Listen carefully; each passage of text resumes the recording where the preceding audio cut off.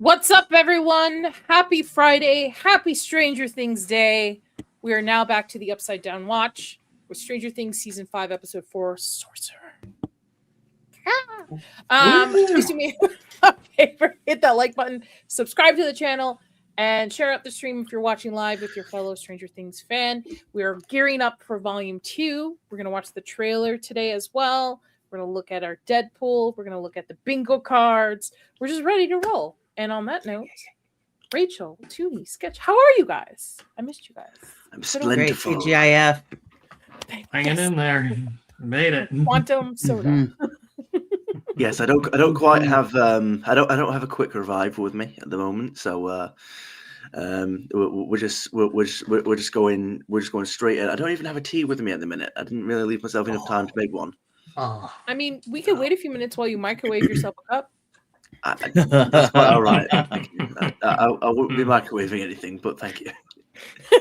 I'm just trying to help. I was just trying to help here. It's okay. I'm all right. I'll live. Thank you. Okay. All right. Well, okay. Fair enough. What's up, Dieter? I see you. What's up? Happy Friday. Happy Friday. All right, guys. Who has seen the trailer? Yes. Okay. All right. Well, Toonie, have you seen it? No. I thought I'd be able to squeeze in watching it just before the stream starts, but then you mentioned that we'd watch it now, so I thought, oh, it's fine. I'll just do it on the stream. All right. Okay. Netflix is probably going to flag me. That's perfectly okay. It's all right. They usually do. So On that note, got Volume 2's trailer. What's the timestamp? 3:50 on that one. I'm gonna put that from my notes. And let's get rolling. Ready? YOLO Swagger. We've already got the bicycles collapse over there as well. Everything we have ever assumed about the Upside Down has been dead wrong. Dead wrong. That's an interesting choice of word. This isn't like one of your campaigns. You don't get to write the ending. This trailer gives a Not this time. different feel than Volume 1, in my opinion. We stay true to ourselves. Stay true to our friends. No matter the cost. Have all the flashbacks been from season 1? There was a few season 2s in there. Season 2s? Yeah. Okay. Yeah, they dressed up as Ghostbusters in season 2. Okay. Forever. Wherever this blood leads, I need you to fight one last time. Let's end this, kid. I just got chills. Because the Duffer Brothers put 11 in water for the finale. You die, I die. We never stood a chance. We failed. This is not over. Not by a long shot. Girl. Go.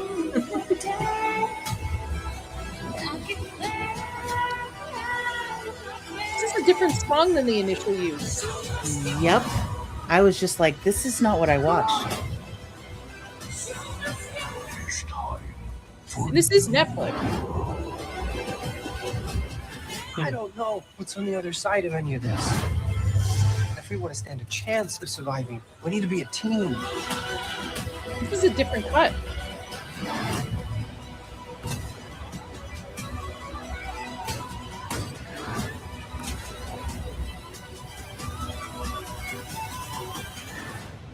That was a new shot. Oh, that's a... They added more stuff. Yeah. Wow. Yeah, that's Again. the final wait a minute. That's a final trailer concept. Huh? Wait, so we watched as long as it even the Volume 2 stuff. That was the final. That was Volume 3. Oh, and I'll pull up the real one. Oh. So someone just remixed it. You know what? Just for that, you get to sing Graph Web. Oh, Oh, wow, Nadia. You just made us watch a thing. it's not a fake trailer. It's actual scenes. It was a concept trailer. But thank you, GraphWeb, for the $2 super chat.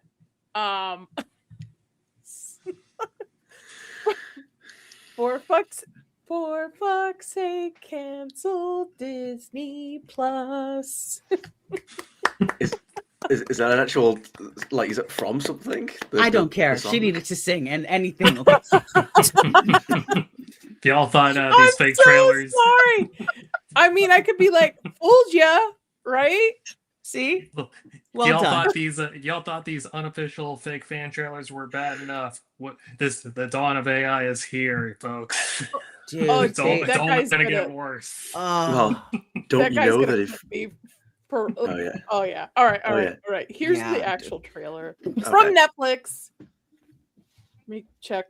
Yes, Stranger Things Volume 5, Volume 2. We failed. We never stood a chance. Thank you, Graph. This is not over.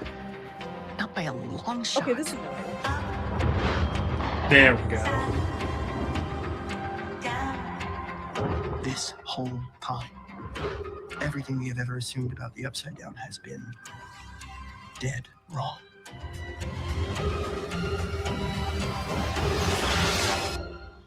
Mother of God. I mean, look at Remix on this bar. Same. Different song, though. Help me find him. Kill him.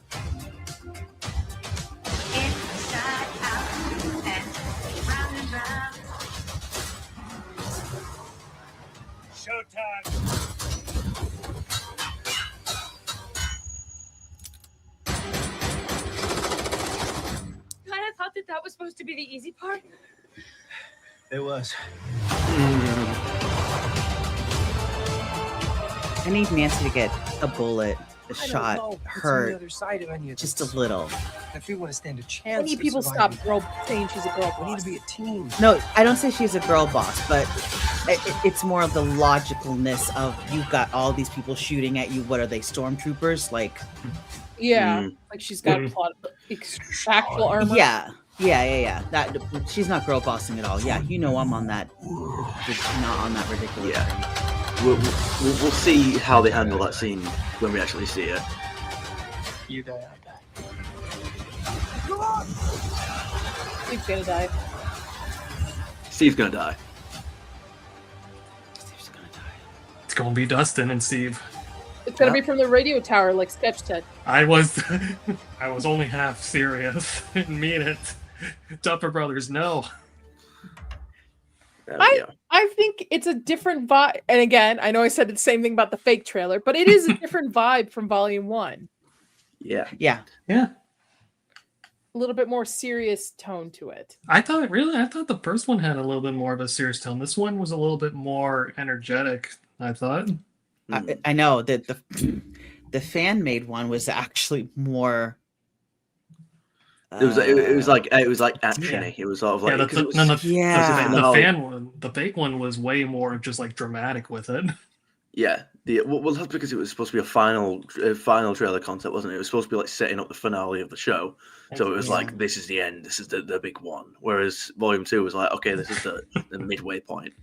Yeah. But my first thought when I saw that trailer was, this feels like an Edgar Wright trailer. Yeah, I've seen someone cycling this clip around, but I haven't seen the actual like. Well, I didn't see the show. This is the Duffer Brothers on, I think, Jimmy Fallon's show, and they were asked to put the pops in basically placement of what the finale will look like, or what attuned to the finale. It's 17 seconds. This is Steve. Yeah, this is Steve. Oh. Let's put him right on the edge. But notice he's fine. There's Henry, Will, and Vecna. I know.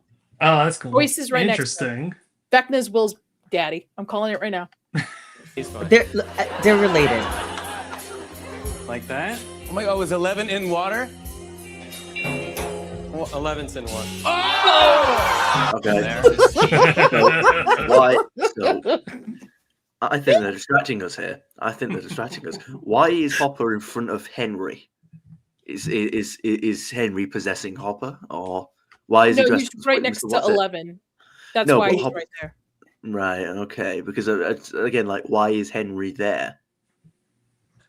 Well, but here's a better question. Why is Will in the middle of Vecna and Henry?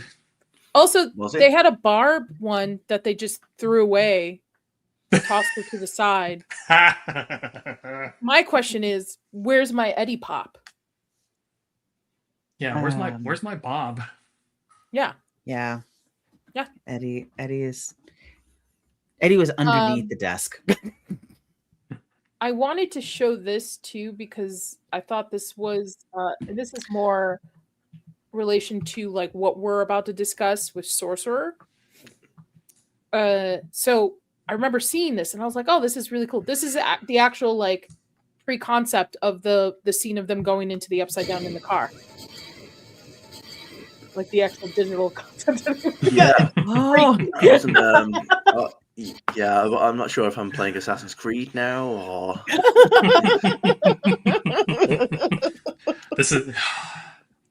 Man, I know that people were really down on their luck after all those computer part prices doubled in price, but shit, it's not doing good for the graphics bros. I'm so glad that I built my PC when I did. Like, wow, I waited years and then did it on my birthday this year, and then like, wow, like, damn, the prices. It was a message from God because oh my goodness me, they jacked those prices up.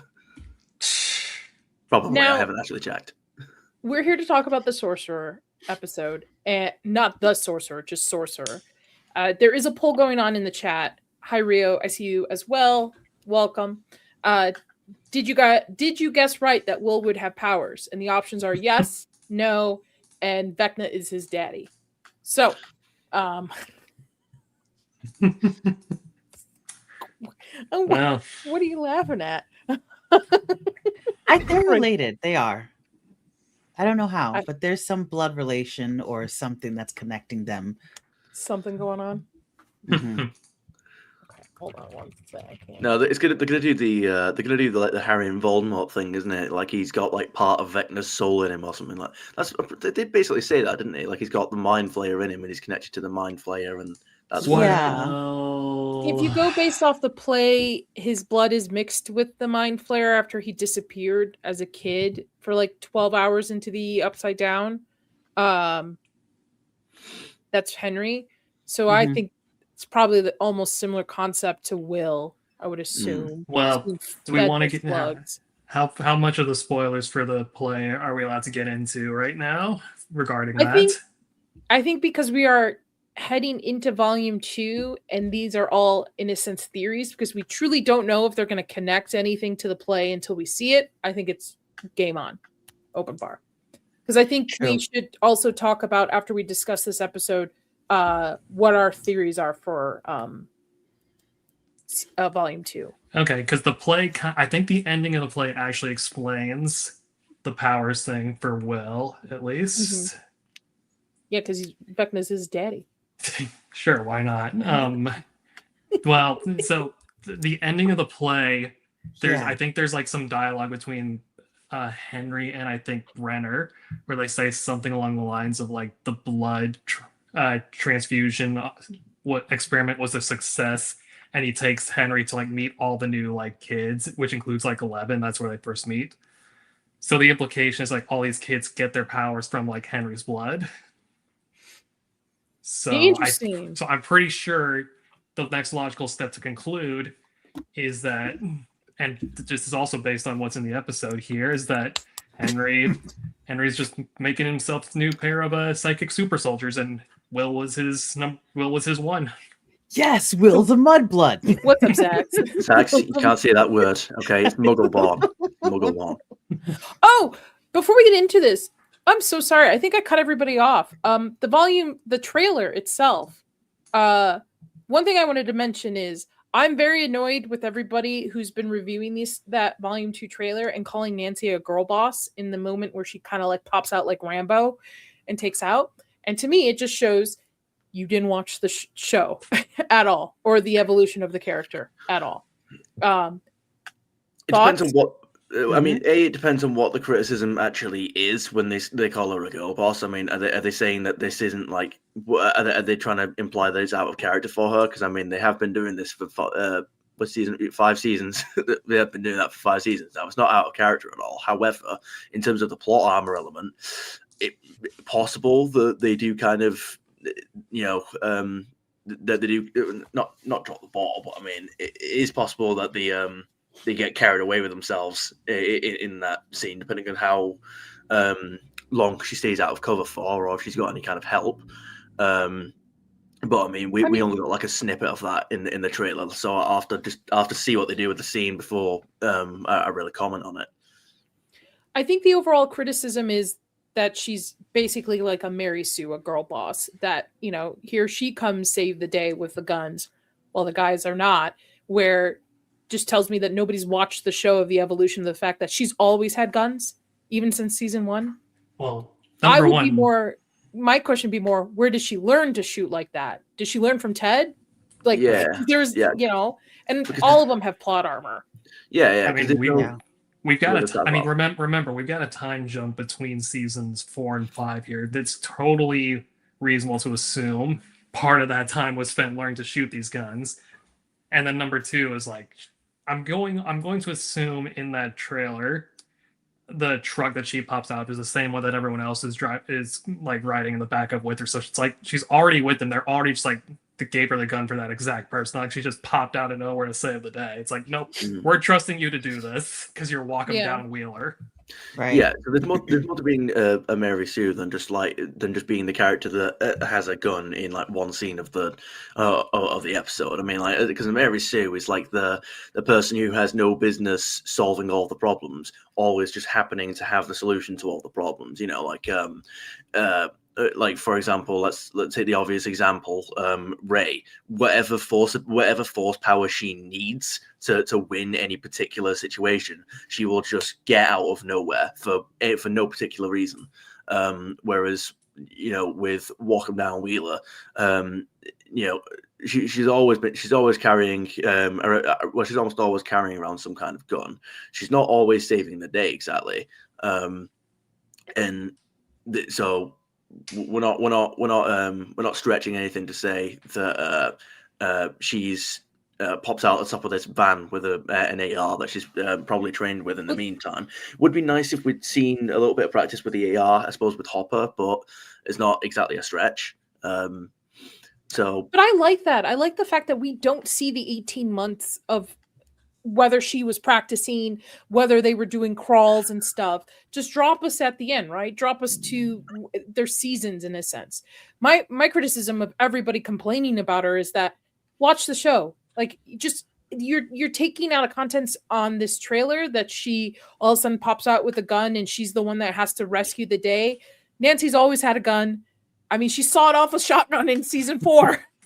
She literally is shown using a revolver pistol in the first season, and it's just gone up from there. Why is this a random jump in logic? I don't get it. Now, I can understand, it kind of is weird, right?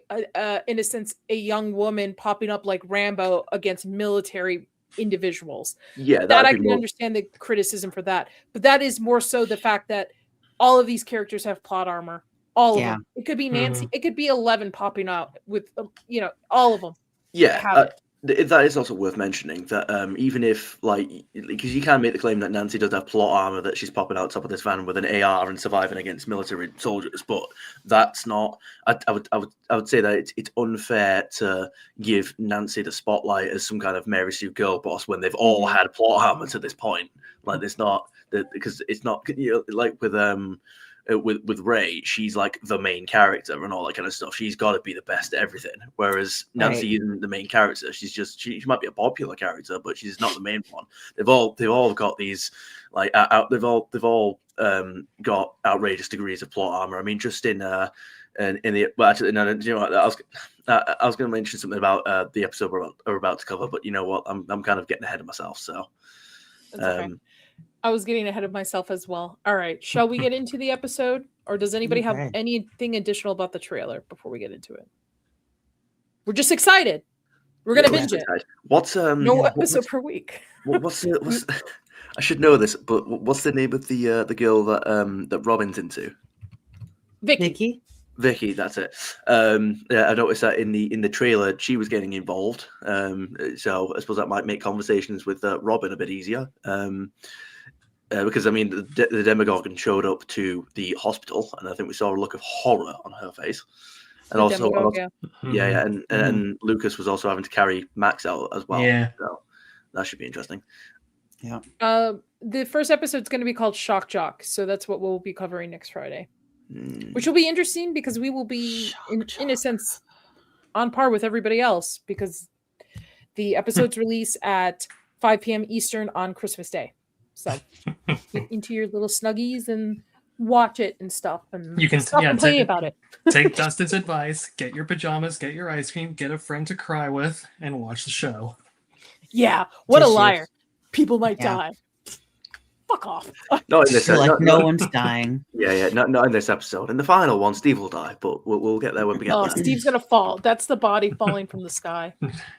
From the sky? Why is he in the sky? That's not. There's this shot in the trailer where there's somebody falling in the upside down from like falling, similar to like the scene from Vecna in season 4 when you kind of learn a little bit of his origin story. Oh yeah, and I'm like, that's Steve. Is Steve going to be Vecna? Okay. Is that a reveal? Steve's Vecna. Oh, maybe Steve is Vecna's daddy. Yeah, Steve is Will's father. Girl boss or not, she looks like Tracy Gold. No joke. She's hard to looking at. Okay, she's hard to look at. Is what he's saying. I know. I don't know who Tracy Gold is, so I don't know who Tracy Gold is. You lost me. None of you know who. Oh man, I'm old. Okay, sorry. I got you, Zax. Oh, okay. Mini Bob. Is it this person? Well, apparently she's supposed to look like Nancy in season 5, so. Yeah. Wow. That is just, as you can tell from the left, she was an 80s star. Yeah. And now she looks like a Kardashian. Good Lord. Zach, we Zach are old. Like, we're old. You guys aren't old. Believe me, I thought you were in your 30s, okay? Early 30s, Rachel. All right. I know. Relax. All right, we're talking about Chapter 4, Sorcerer. The military tightens a grip on the town. Mike, Lucas, and Robin orchestrates a daring escape. Elle comes face to face with an enemy. So, this is basically the climax, I would say, of the midpoint climax of this breakdown, because we get volume 2 next, and then we've got a finale, which I got my tickets for. You all should. Toonie. Yeah. See it in theaters. So here we go. Let it play up. So the episode opens up with, I believe, I think it doesn't just pick up right where the last one went off in the barn. Mm-hmm. Yeah, where right Dipshit Derek woke up. I know you're scared and you're angry. Yeah, my favorite. Like, this was her. She just sits down. It's like she's got a little book, and like she's telling him a little story and just talking to him really calm and just like a mom and just trying to calm him down. It was really nice. And he called her an evil kidnapper.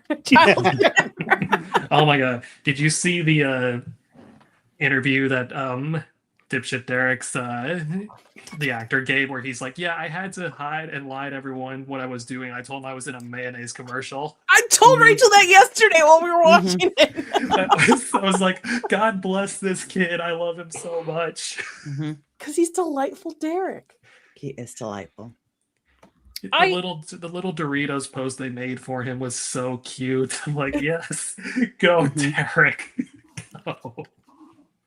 So it's very interesting that, I guess, because Joyce is a mom, right? I mean, she's gone through it with Will. She doesn't like her own son, Jonathan.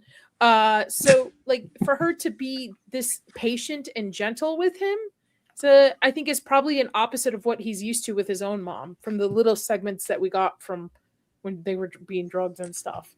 So mom seems a little uptight. Maybe Joyce just has is just like got a Leonardo DiCaprio thing going where like after a certain age she goes from loving them unconditionally to just not acknowledging their existence. Mm. I loved her, by the way, in the previous episode, because I'm pretty sure I didn't manage to make that one. The just sort of like the serial killer vibes they gave Erica near the end.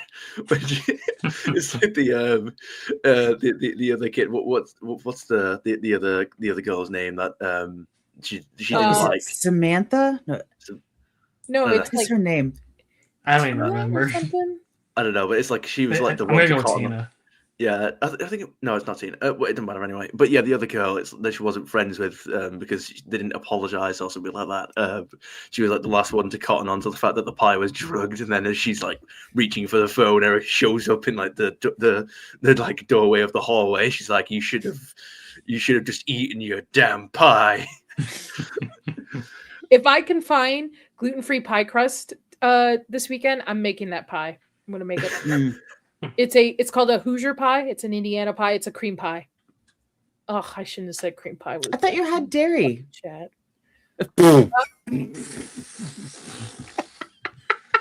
Nadia, you should know better than when Zach's is in the chat. I know. It is inevitable. I will say after watching this episode yesterday, because of how work has been today, and I've been like under my breath, suck a fat one. To everything, even my own dog. I love I love everyone's reaction to Derek whenever he's like the profanity goes to 11. All right, hold on.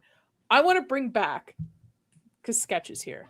Oh no! Do we not remember my discussion of the fact that in this episode we get Mike talking to Will later on about this particular scene where the Demogorgon kind of hesitates before going after Joyce, doesn't go for the kill and stuff.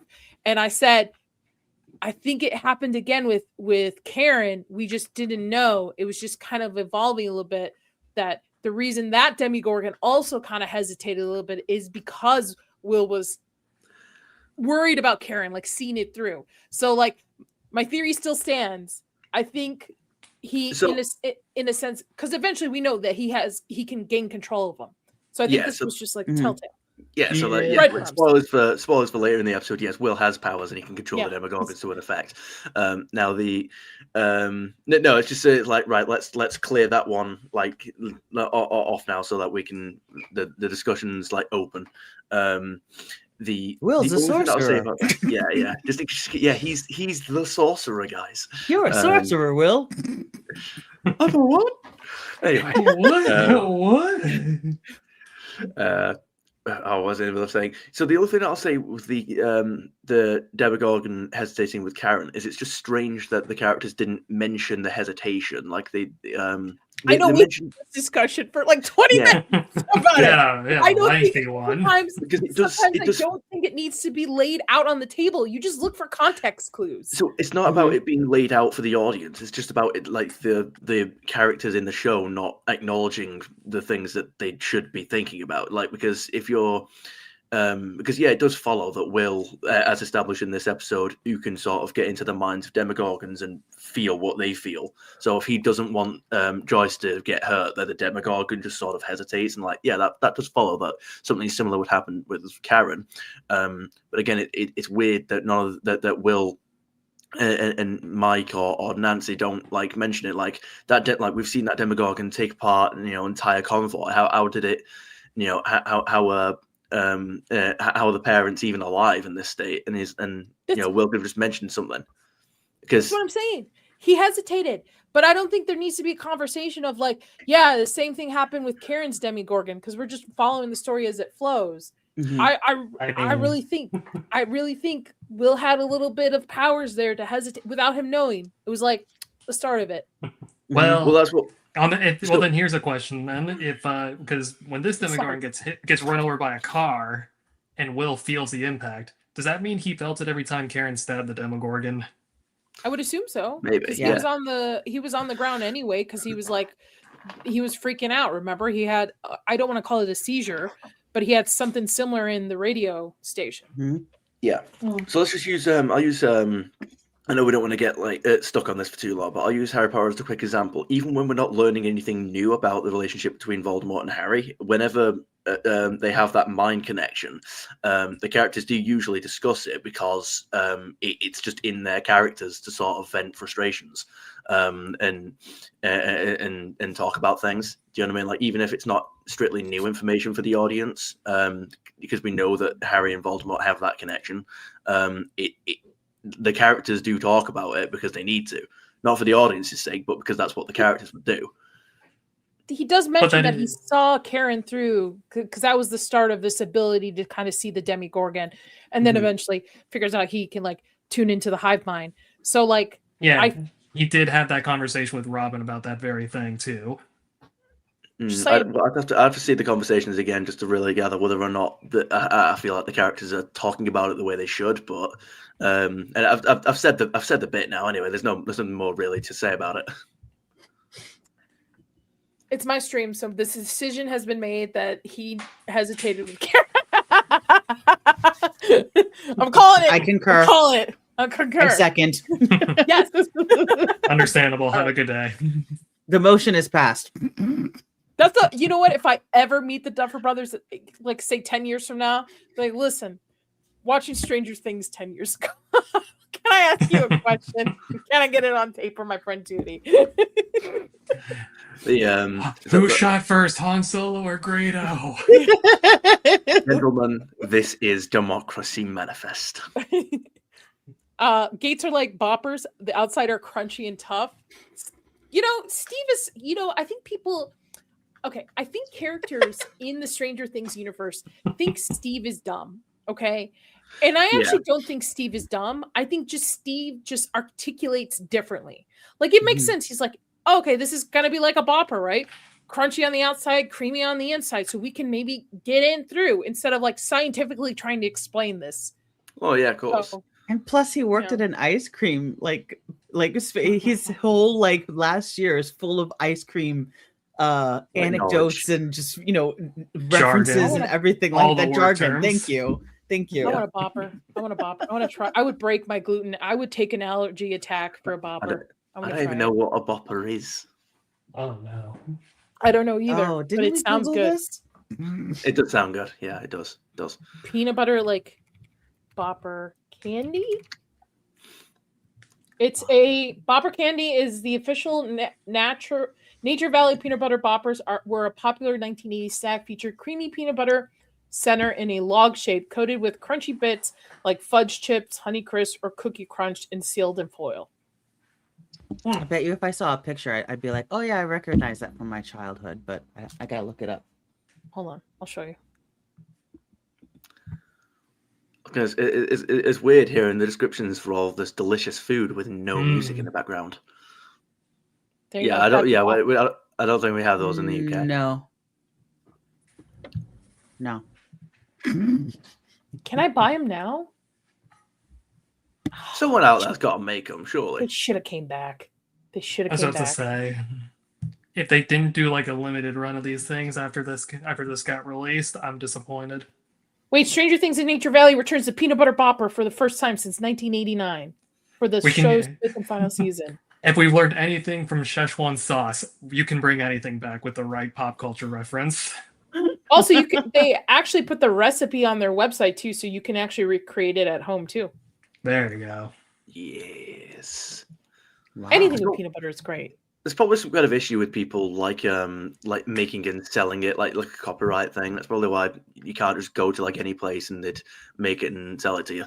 Because something tells me if it's like if there weren't any laws about for that kind of thing, people aren't letting a delicious recipe that everybody loves die because there's money in it. You know what I mean? Like, so there's got to be some kind of restriction law. What's going on? Does England, is like peanut butter a common food for you guys? Like here in the United States, we have peanut butter, like we put peanut butter pretty much on everything. Is that common over there?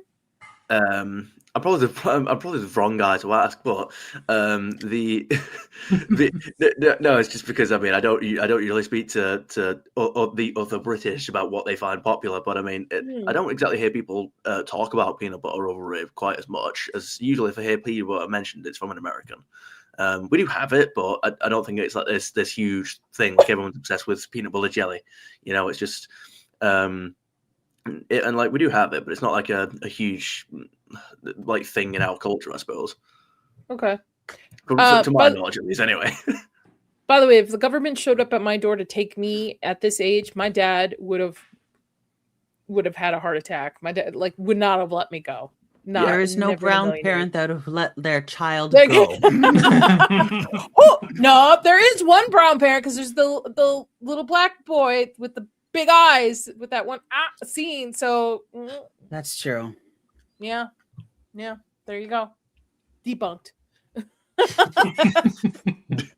Debunked with facts. Maybe he was adopted. Well, that would explain a lot. Listen, we have to use the subtext and the clues we're given in the episode to determine what happened. Thank you. What's up, Corey? Thank you for the 5. I haven't seen this yet. Just dropping in to say hi. Well, hi, Corey, and Hi, Merry Corey. Christmas. You'd be happy. I got Lord of the Rings trilogy on 4K box set today. Showed up for me, so I know what I'm doing. Other than Stranger Things during Christmas. Extended editions. Save your copy before Netflix inevitably stops the physicals from being released. Yeah, I was thinking about that. You know, I was thinking of an idea because Chris and I are trying to have a kid, and I'm like, if it eventually does happen, there's like a theme for baby showers where people are like, oh, give us books. Like, instead of cards, give us books. I'm gonna be like, give me movies. What movies do you think my kids should watch? Ooh, that's a good one. Yeah. What is the one movie in your life that you're like, this kid should watch this? And then I can watch it. I would say it's like the one movie in my life, but Christmas movies, like either The Grinch or The Muppets Christmas Carol. Chris loves the Muppet Christmas Carol. We watch it every year, and it's actually, I would say, probably the best on-screen depiction of the Christmas Carol, in my opinion.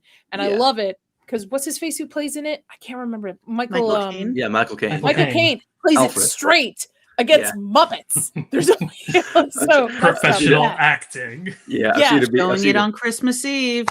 Yeah, I've seen a meme of that, and it's brilliant. It's like, okay, Michael, you're one of the only human actors. You're surrounded by Muppets, so you can play this one like kind of loose. There's no need to be serious. And it's just Michael Caine, just going, I'm going to play this as serious as a car accident.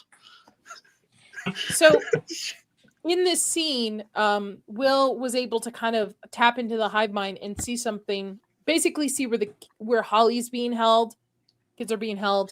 And it's almost this like, I don't know how to explain it. Like, it's not in the upside down. This is definitely probably Dimension X, interdimensional X. Because there's like Dimension X, which Vecna's world is, which is connected to the upside down, which is connected to the right side up. It's like a dream within a dream within a dream. Yeah. So that's where this is, I think. In my opinion, this is not like, oh, they're going to stumble across this in the upside down. I also think that's what's on the outside of the wall ring of the upside down. It's like the outside of the wall is because the reason why I say that is when we see the flashback scenes of like Vecna becoming Vecna in season 4, it's very like mountain terrain, Mordor kind of looking thing, right? But when anybody's actually in the upside down, it's Hawkins, that's what they're in, and then there's this huge wall around it. So where is that like Mordor type of terrain? Oh, I see what you're saying. Okay. So is that you're basically pocket dimension. Interesting. Yes, so Vecna's mind, that dimension X, where we're thinking of Dimension X as the place where he took Max and the other victims in. Yeah, that's where the house is. Like his broken version of the house is. Yeah. So then that big wall, then that'll be like his mental wall, won't it? The big wall that they can't get through. Henry's wall. Yeah. I don't know if it's Henry's wall. It might be the Mind Flayer's wall because it's just. Or something to that extent. It could be, but I think that's what's on the outside because I rewatching it with you, Rachel, and I noticed I was like, wow, we don't see that kind of like mountainous terrain with creatures walking around. I mean, I know there's demigorgons and demo bats, but most of the time our experience with the upside down is the Hawkins version, and then learn that there's this huge wall around the town in the Upside Down, I would assume. More doors on the other side. Also, I'm sure once they bring back Hawkins Lab in the Upside Down, they have giant red Mind Flayer energy ball that'll be the part of the explanation. Yeah, what like a deadlight situation? Mm-hmm. I say that knowing nothing. Yeah. Don't talk about it. There you go. Don't talk about what can't we talk about? You know what I loved about that stream? Rachel's sketch came prepared to be like, nah, you all are haters. And at the end of the stream, they became haters as well. I am hater. It is me. I am hater. Also, I'd just like to say that Wilkie's movie and music recommended RoboCop for the. I never. Mm-hmm. Nadia, I never claimed to be high on that show. I was barely positive. I was just like, on further review, I think I have to dock it. Oh, I wasn't going. I wasn't ranking it high to begin with. Okay. Everybody coming in on that. I like how at the end of the day we all ended up hating. I don't like that they broke the lore. I just liked the kids' acting was better than the Institute's. It's because we've been traumatized by the Institute. That's why. If we didn't actually watch the Institute, would you say the same thing? You know, I was literally thinking the same way. I was going over all the movies from this year. I'm just like, I know. If it wasn't for the fact there's some worse stinkers out there, I'd be way meaner on this than I am. Don't hate the player, hate the game. I don't know what to tell you. Maybe fucking follow your lore that you established in your own movie. Just saying. Yeah. I like how Derek's just casually into this while his family's still drugged in the pin, like behind them still.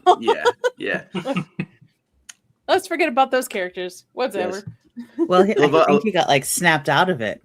He's like, oh, the monsters are real. Oh, and he needs 12. Why 12 kids? What's the theory to 12? Well, there are 12 of them, aren't there? Isn't there? 12 Weren't there 12 of them when they were in the lab? I kind of assume that's what it was because I wrote down. I thought 11's the last one. Sorry, Sketch. Didn't mean to. I thought 11's the last. I assumed there were 12. It's just that 11 happens to be 11. But no, I just wrote down like, oh, it's 12 because that must have been the number that was in the lab, and he's just trying to recreate Brenner's experiment for himself. Was there another one? I think there was another one, right? In the kid group.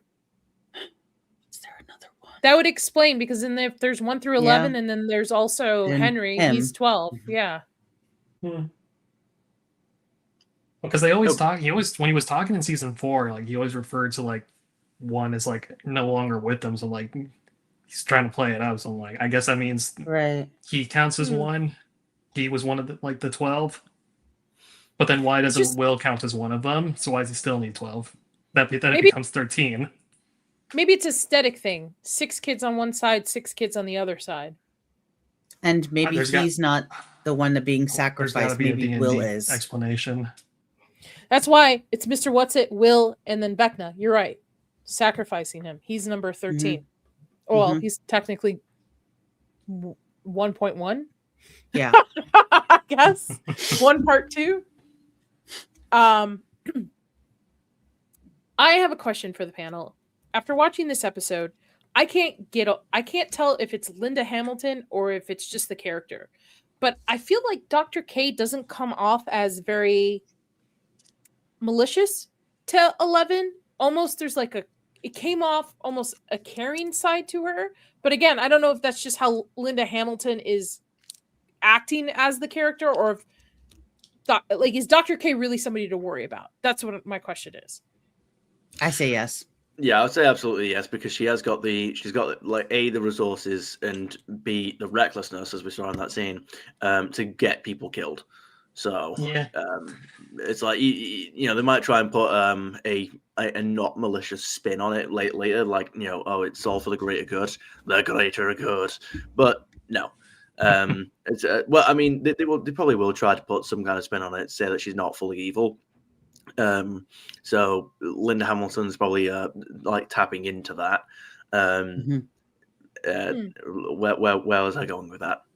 I'm sure I'm agreeing here. I think she's definitely supposed to be like the pragmatist, by any means necessary kind of like character. I just think they decided they're going to play it really close to the chest on this first volume. Okay. Yeah, I agree. I think we're going to get a lot more of her. Like, I'm going to guess the 5th episode, because then they're going to have 8 back with them to explain some stuff. So it's like now is when you're going to get all the like Dr. K explanations. Mm-hmm. And then we'll really find out whether she's here to help or hurt.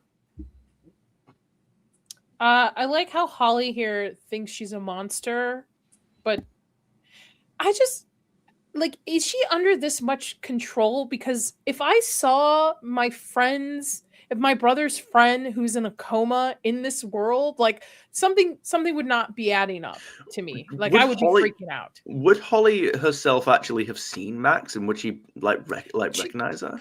She just said, she's like, yeah, you're in a coma. She knows who Max is. Max has been to the Wheeler house. So she knows she's associated in that group. So like, yeah. It's just... she's definitely confused. She's probably not sure that because if she thinks that she's a monster, I mean, she probably is assuming that it's got some kind of like disguise on. Like she doesn't know what the monsters look like, does she? No, well she knows the Demogorgon because she saw it, but does she actually think the Demogorgon is the only type of monster, or does she think that Max is like some kind of trick at first? Well, here's the thing: I don't think she even remembers the Demogorgon attack. At this point, she hasn't mentioned anything about her. I mean, she literally saw her mom being swiped in half and stabbed, but there's no reaction to it in this world. It's almost like her mind's been wiped. Yeah, well, that's the thing. I thought that there was the trailer show when it shows Henry talking to all the kids, being like, "It's not. I have to give you the truth about what happens." Like it's implying that they still remember getting snatched up and everything. So like, I would assume that Holly still has a memory of like what the Demogorgon did. It's probably like a muffled memory, so to speak, if that makes any sense. Like she remembers she remembers that she's not supposed to be here. She remembers that like she has a vague recollection that of where her home is, but she doesn't quite remember how she got here. You know what I mean? It's sort of like a muted memory. Like she only has like a vague recollection of things. So that almost like she's drugged to be calmed down, like given in what are they called, SSRs or something? I don't know. But yeah, it's like anesthesia for like operations. Like literally like 2 weeks ago, when I went and I had to get wisdom teeth taken out, I woke up and I told my girlfriend, I'm like, I literally don't remember being put up in the car and driven home. I just woke up on the couch. It's like, oh, it's over. Like, I don't know, almost 12 years ago, I had to have a biopsy and I had to be put under for it. I was like, they're like, count back, and I went 10. Don't even remember. Don't even remember waking up. Like, woke up. I was like, what's going on? I just really want French toast. There you go. See, these kids. I love that this is the Duffer Brothers drama teacher. They're the teacher in this bus. That's really cool that they casted her as that. That's really cool. She must be so proud to be like her like student alumni are the Duffer Brothers. Yeah. I would have like framed pictures of them. I was about to say she's got like her student wall of fame with like all of the students who went on to do big things, and right there, smack dab in the middle, are giant like movie poster sized portraits of the Duffers. So you're saying that she's basically Professor Slughorn again from Harry Potter? Yes. Also, everybody here wishes to be someone. Go on. This military sucks at their job. How can you not see somebody doing a lookout on your own facility? Like, yeah. Because isn't that the whole point? Isn't that like the whole point of these setting up these military checkpoints, is that people can't do that kind of thing? Yeah. Well, and it's broad daylight too, while they're watching Derek walk into the facility, or like the kids being taken in. So you're telling me you can't see in broad daylight teenagers seeing what's going on? Yeah. I'm still trying to. We still got to remember. We got to wrap our head around Hopper snuck straight past everyone while they were doing a cargo load in front of everyone. True. Yeah. The plot armor in here makes this show sucks, but I try to forget about it. Plot armor is one thing. Having your military be bumbling like that is another thing. Like, you know what? All the time, let's bring it back here. Nancy's not a girl boss. The military is just very vulnerable to getting spooked because they're incompetent. That's what's going on. I like the Dick, Tom, and Harry reference here with the tunnels. Oh yeah, no, isn't it like nobody gets it? That she's the only one who gets it. Oh, okay. What was I gonna say? I think the thing with the military always getting beaten at things is that because they're supposed to be the strong, smart, and well-equipped ones. In a lot of media, they'll show the military getting taken out first, right? Because they establish a threat. Like the military aren't going to be able to like come in and help you because they've been wiped off the board completely. But then with that, they always forget to actually establish how effective the military is. So they end up just making loads of stupid mistakes and just getting themselves killed all the time. I feel like that happens in this show as well. It's like, we have to show them getting defeated by Vecna because, he's the big bad. But then let's have Nancy and, Hopper makes a bit of sense depending on how you do it. But they're not even capable of taking out a couple of teenagers with a stolen rifle. But I mean, it's like, and then they allow themselves to get spied on in. I love this freeze ray that we've got. Like I'm just doing waffling on, and they're just going, "What?" It's like, they're not even able. They can't even like realize that they're being spied on again by a couple of teenagers in broad daylight. By the way, Rachel and I have decided that Derek smirks the same way that Sketch does while we were watching it yesterday. There's a particular smirk he does in this episode, and we're like, oh! I was like, no, that's like the same smirk Sketch sometimes gives. And Rachel goes, yes. We're just a couple troublemakers, okay? We're nothing but delightful. Same color hair, too. Look, the glasses even match a little. This is my spirit animal. That'll be your Halloween costume for next year. Oh, by the way, I forgot to tell you, Alexi, the actor, is on Cameo now again. He just started a cameo, so you can have Slurpees with Alexi. All right, we're getting so finally. Nature is healing. Let's go. Yeah. I completely forgot about 11 and Hopper in this episode. Oh yeah, and then they're here. Yeah.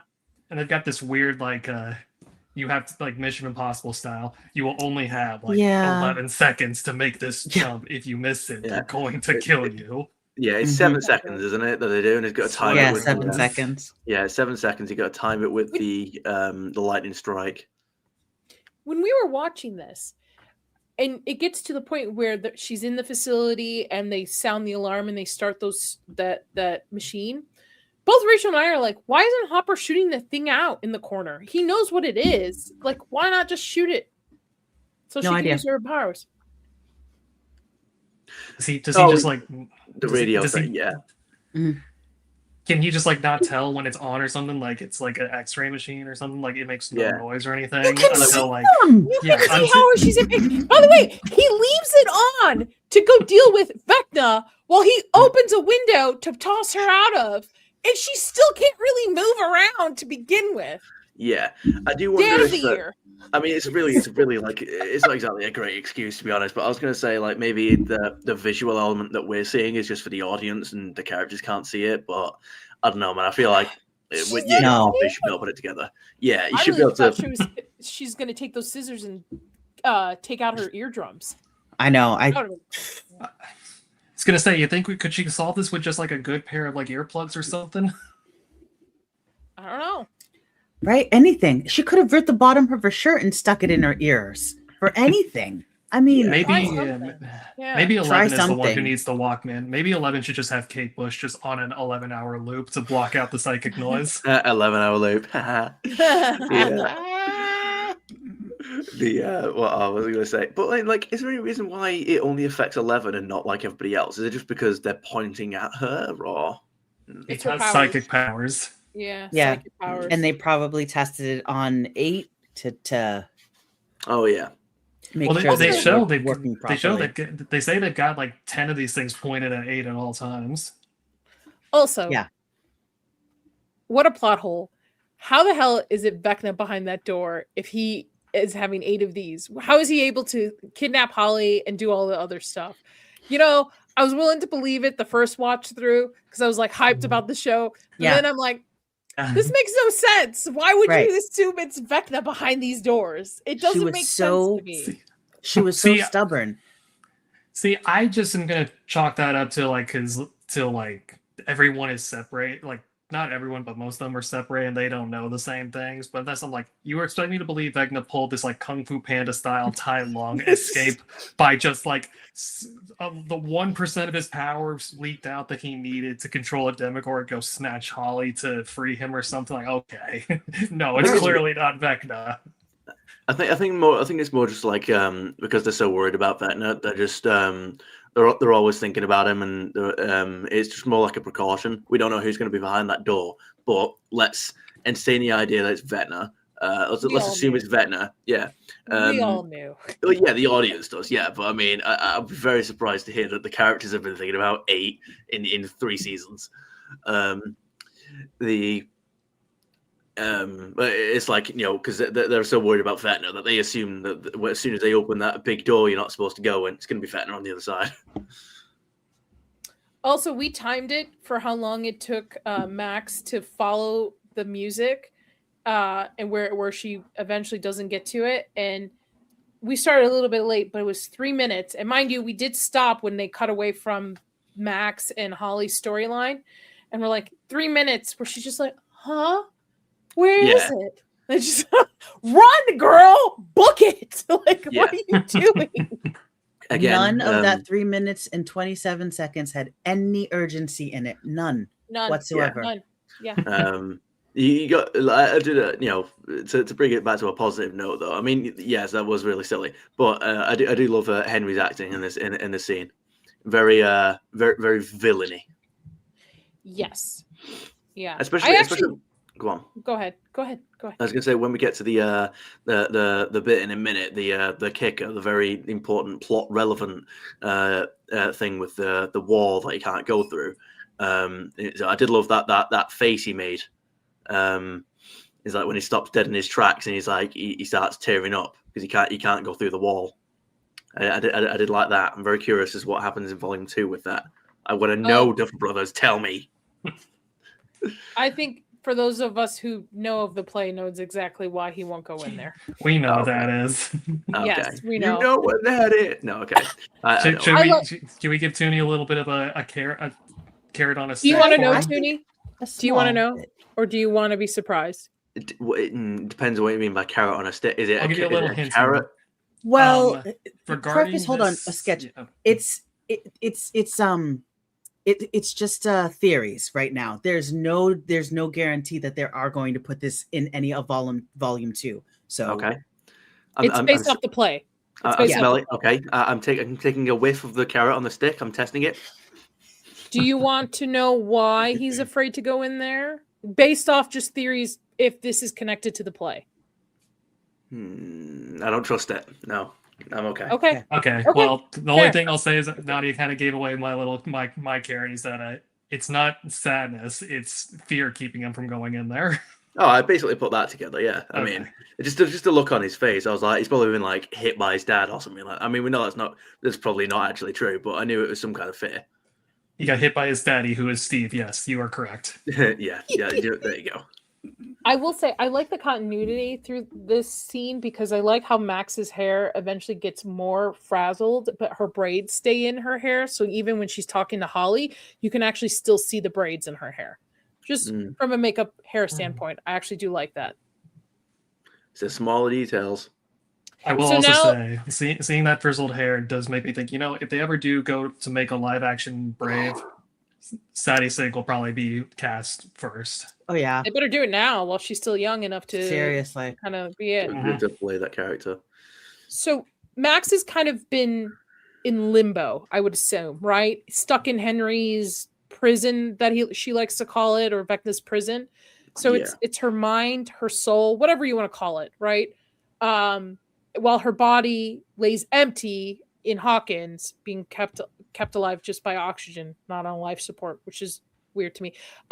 So she's traveling through what we find out to be Henry's memories, and now we're back in the Hawkins era, where there's young Joyce putting together a play. You actually see Steve's dad in this as well. I think we do see the Wheelers maybe somewhere in the background as well, and find out that she's putting on a play, and Henry Creel is starring in the play of Oklahoma. So she's kind of, which, by the way, another question I had, they can't see her because she's walking through a memory. But yeah, she's still able to pick up the piece of paper and open it up and look and see what the flyer says. Like, she's still able to interact with everything around.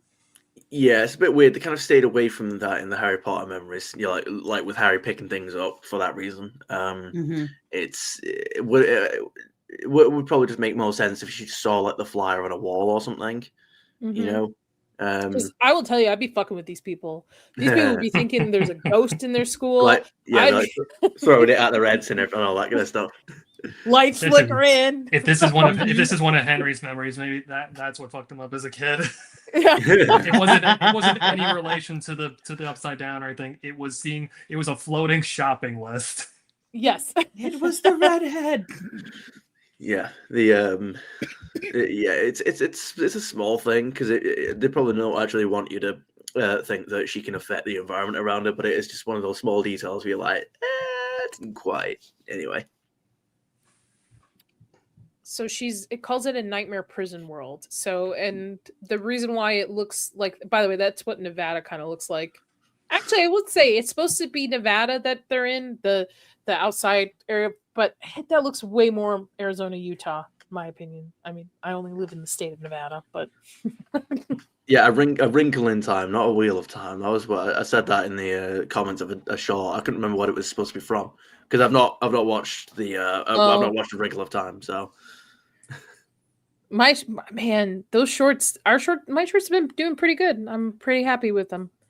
I've been using this like system that I can upload our entire stream to, and it just cuts it for me. So very nice, very nice. And sometimes I get really mean comments on there, and I go, "Thank you for your engagement." That's right. Thank you for the engagement. Great. What mean comments could you even get on a vague Stranger Things discussion? Oh, dude, I got one on the one where we're all pressuring you to go see it in theaters, and they're like, "This is not gonna be like Endgame." I got roasted for no reason. I mean, I wouldn't. I would hope it's not like Endgame because Endgame was shit and was only held together by really good hype. The fan event of Endgame. Yeah, everybody was like, that's what. Which is like we're not talking like story one. We're just talking just like the event of the thing. The event, right? Yeah. And I'm not giving Nadia's program a second short to cut. Fuck you. Yeah, no, we're not doing this again. Yeah, I probably will actually end up going to watch it because I mean, I may as well. You should. It's a once like when's the last time a fandom had people by the balls like this? Whether you like it or, by the way, whether you like it or not. Because people are lukewarm on it. People really like it. People don't like it, but they're still watching it. I like it enough to watch it in cinemas. I like it enough to watch it in cinemas because I like watching things in cinemas. But I do hope to not get. But I do hope to not get too many like screams and shouts in the cinemas. Just slap them. No, because I don't. I try not to initiate violence, especially with people that I would lose to. Especially with people that I would lose to. I'm no Steve Rogers. You do say that, but we all know that if any of us were in the theater the first time that like Darth Vader said, "I am your father," or Darth Maul ignited that dual-ended lightsaber, we'd all be flipping our shit with everyone else. Not verbally though. Like I wouldn't be getting up and like shouting or anything. No, I tell people to shut the fuck up all the time. No, we'd be popping off. You know what you do, Toonie? Take a lady friend with you and have her do it. Because more than I don't have one of those. Oh, we got a matchmake Toonie. All right. Oh, nice. All right. All right. We're gonna see if we got any across the pond ladies. Do we? I don't know if we do. I got a problem with this scene. You know how we were talking about the military being incompetent or Doesn't just check the fumbling? lunchbox. Why did they not check the lunchbox? Yeah. Exactly. He, like, waves it in their faces and everything. Like it's like it kind of reminds me of the way Derek is like holding that lunchbox in front of them. It kind of reminds me of Transformers 3 when Shia LaBeouf is like showing the watch in front of everybody. Yeah. It kind of reminds me of that. It's like, wait, nobody even looks at it. You're like, They'll blast you if you don't keep moving. Some 80s humor there. They were so mean to these kids. yeah. I also love how how little control they have over these kids. Like they're basically just the guys at the desk are just off the clock. They're just sat there like we don't care. Just let them run around. They were promised they would get to shoot at interdimensional demons. Now they're babysitting. This is a ripoff. But they're also babysitting like 12 kids at the car control. You're like, this is what is my life? It's like I came here to serve my country. What is this? Children. Serve them. I love Murray in this.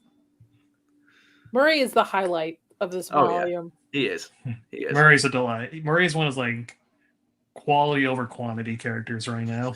I love how he's trying to set up this like premium package of a van and they're still criticizing it. He's like, it's even got foam padding for extra comfort, and then one of them's like, it doesn't look that comfortable. You're like, I'm sorry, is Santa's sleigh not good enough for you? He's like, Doesn't one of the kids go, it's not that quite that's not comfortable, like later on? Yeah, they do. Like, it's not actually comfortable. Yeah. I won't lie, it doesn't look comfortable, but I mean, when you were talking about the end of the world, you take what you got. Mm-hmm. I think this thing is making me cough for some reason. What is in it? Ester gum? Modified food starch. Maybe that's what it is. You're going to find something else you're allergic to. I'm allergic to everything. I know. I'm allergic to eggs, egg whites, nuts, dairy, wheat, gluten. There was something else. How are you going to make a huge cream pie without dairy? So, like, I have like minute allergies, and then I have like celiac. So, like, I allow myself dairy, nuts, eggs, egg whites.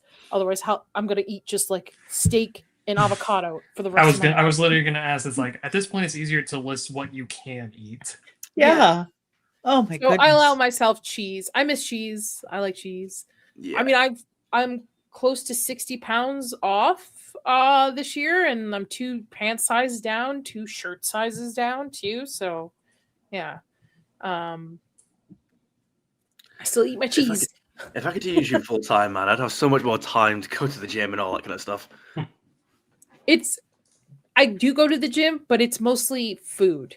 It's like, and I think finding out what I was allergic to helped with like the inflammation and stuff like that. Knowing that I have a severe gluten and wheat allergy. Like everything else is like in the yellow. Those are like in the dark red on my test. Oh, wow. So, yeah. And which is weird because I go for infusions every 4 weeks. And my little treat afterwards was always like, let's go to this Italian sandwich shop and let me get a sandwich. So like I would make myself feel even worse. Like I'm supposed to feel better. So 11 does make it through with the count of the thunder to kind of. By the way, by the way, there's a murder that happens in this, other than the Demigorgon. When they tie up the dude and put him in the closet, and the soldiers shoot thinking it's Hopper in the closet, they actually kill an innocent man. I don't know, innocent, but works for Dr. K. Collateral damage. Yeah. Yes. Unfortunately. Damage, Tony. I like the detail, by the way, that when they're breaking in and she lets Hopper through the door, he's well, it's not really a detail. Hopper says he tried to give your old man a heart attack.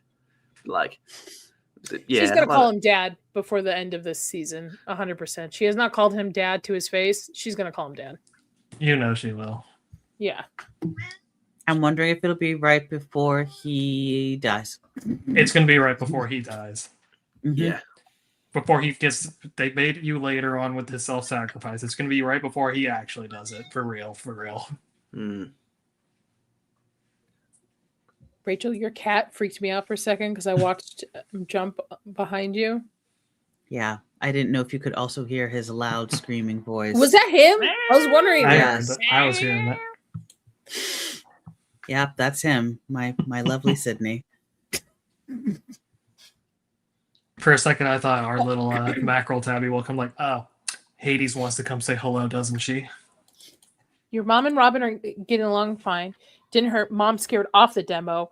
Saved Robin's life, everybody's life. I'm reading the fucking thing. Mm-hmm. Anyway, here we go with the fucking conversation that I've been. So when your mom, when she had the axe, you can see you could see her.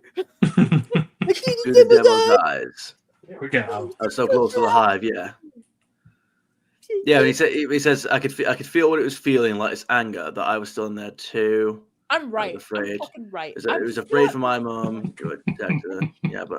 Yeah, but I just couldn't. So yeah, so I mean they are discussing it, so I will give them that. It's again it's just weird that they don't mention what he felt in terms of protecting Karen. Maybe he didn't know. Maybe he didn't know that's what he was doing. Mike is now telling him maybe that's what's going on. Maybe you saw your mom through it and you wanted to protect her, so that's why it hesitated. Maybe at the time with Karen, he didn't know. Mm-hmm. Well, yeah, no, I will accept that he doesn't know that he has that ability yet. That's fine. This is what it feels like to be right. It's interesting. It's an interesting And all feeling. this will go straight to Nadia's head on the prediction of Eddie showing up. Oh, I can't wait. That's why I was like, I'm binging the entire volume. I was gonna say, everyone take a good look right now. This that you've experienced right now will be magnified 100-fold if Eddie shows up. Toxic will never come back.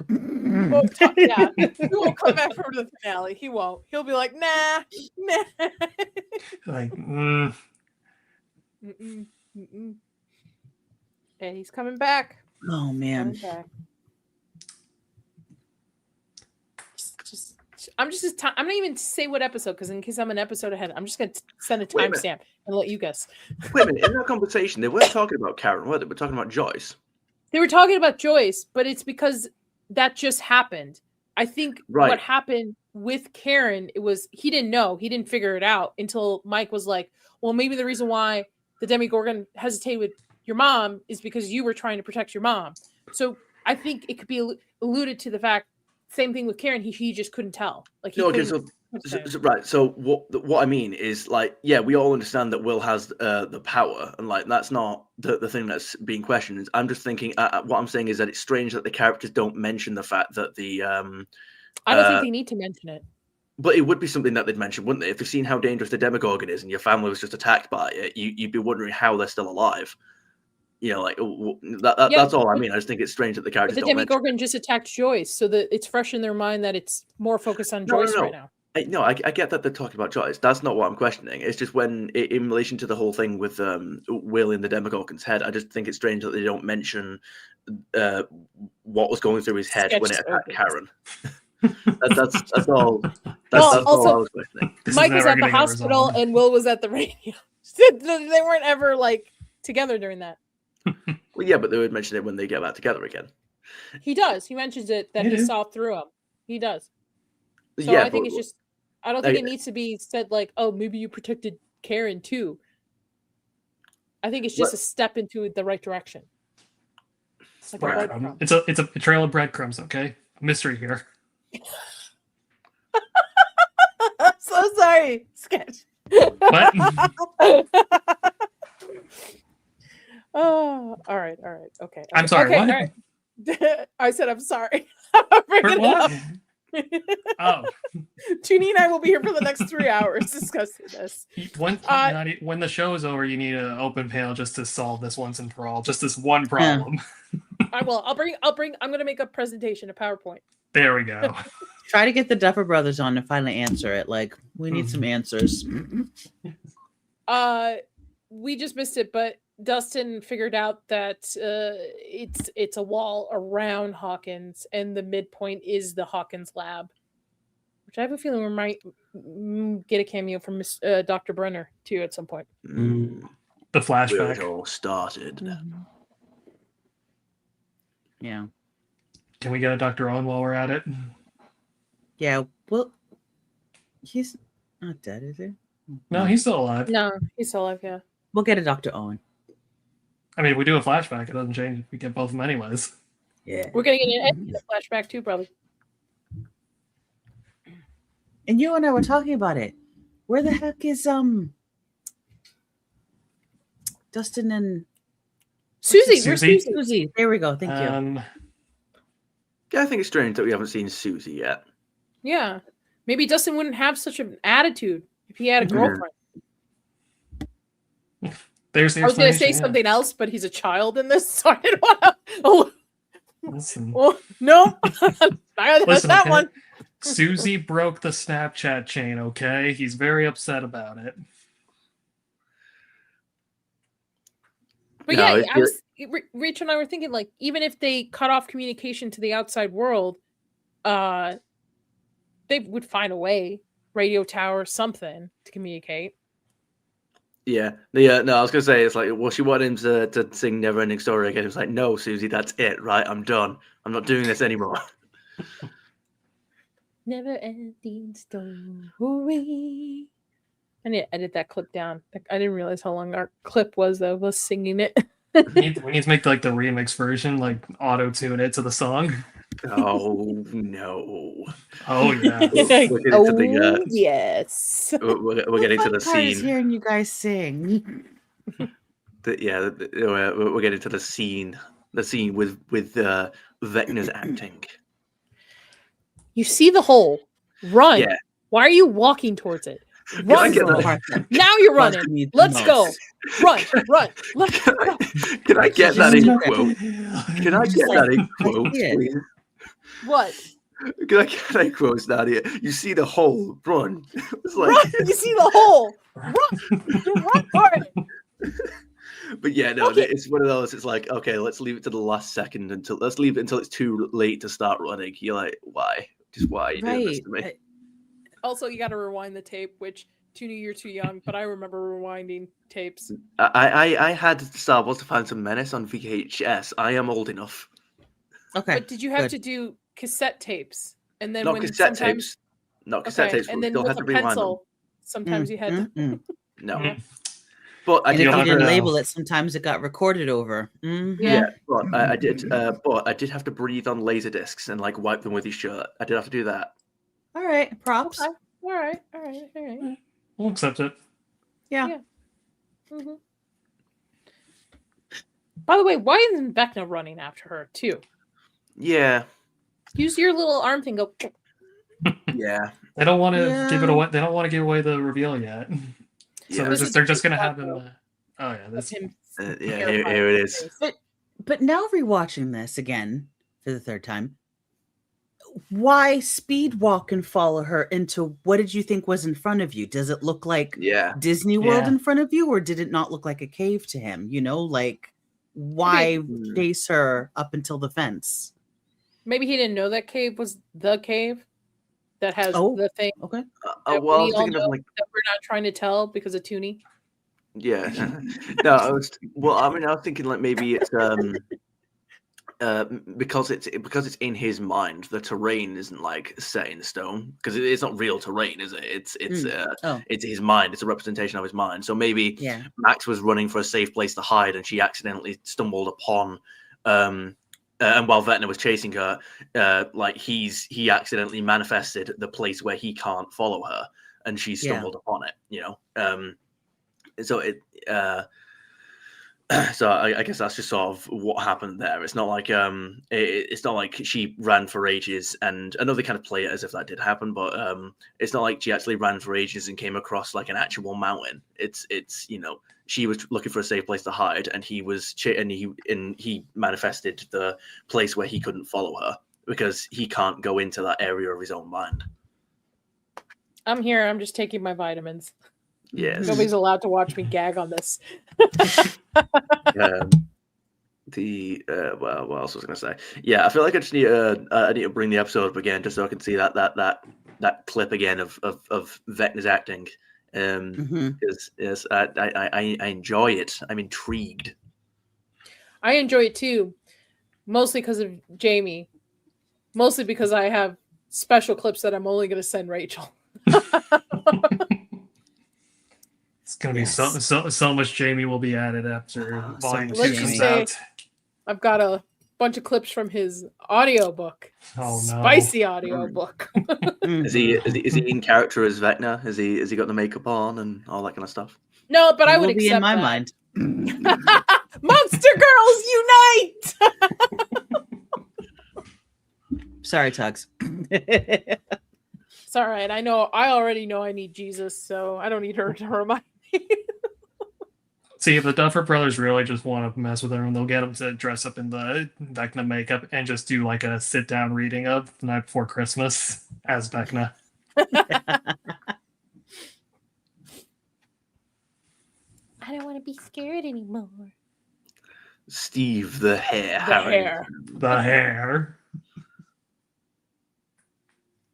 I like how these two are bonding. It makes I get it why they're in a sense forced together as characters, right? Because Yeah. Robin's almost the launching pad for Will to kind of figure out who he is as both a person and a gay kid in the 80s. Completely understand it. But I think they have really good chemistry. I think Will and Maya actually do have good chemistry. They work together very well. Mm. Never ending story. Are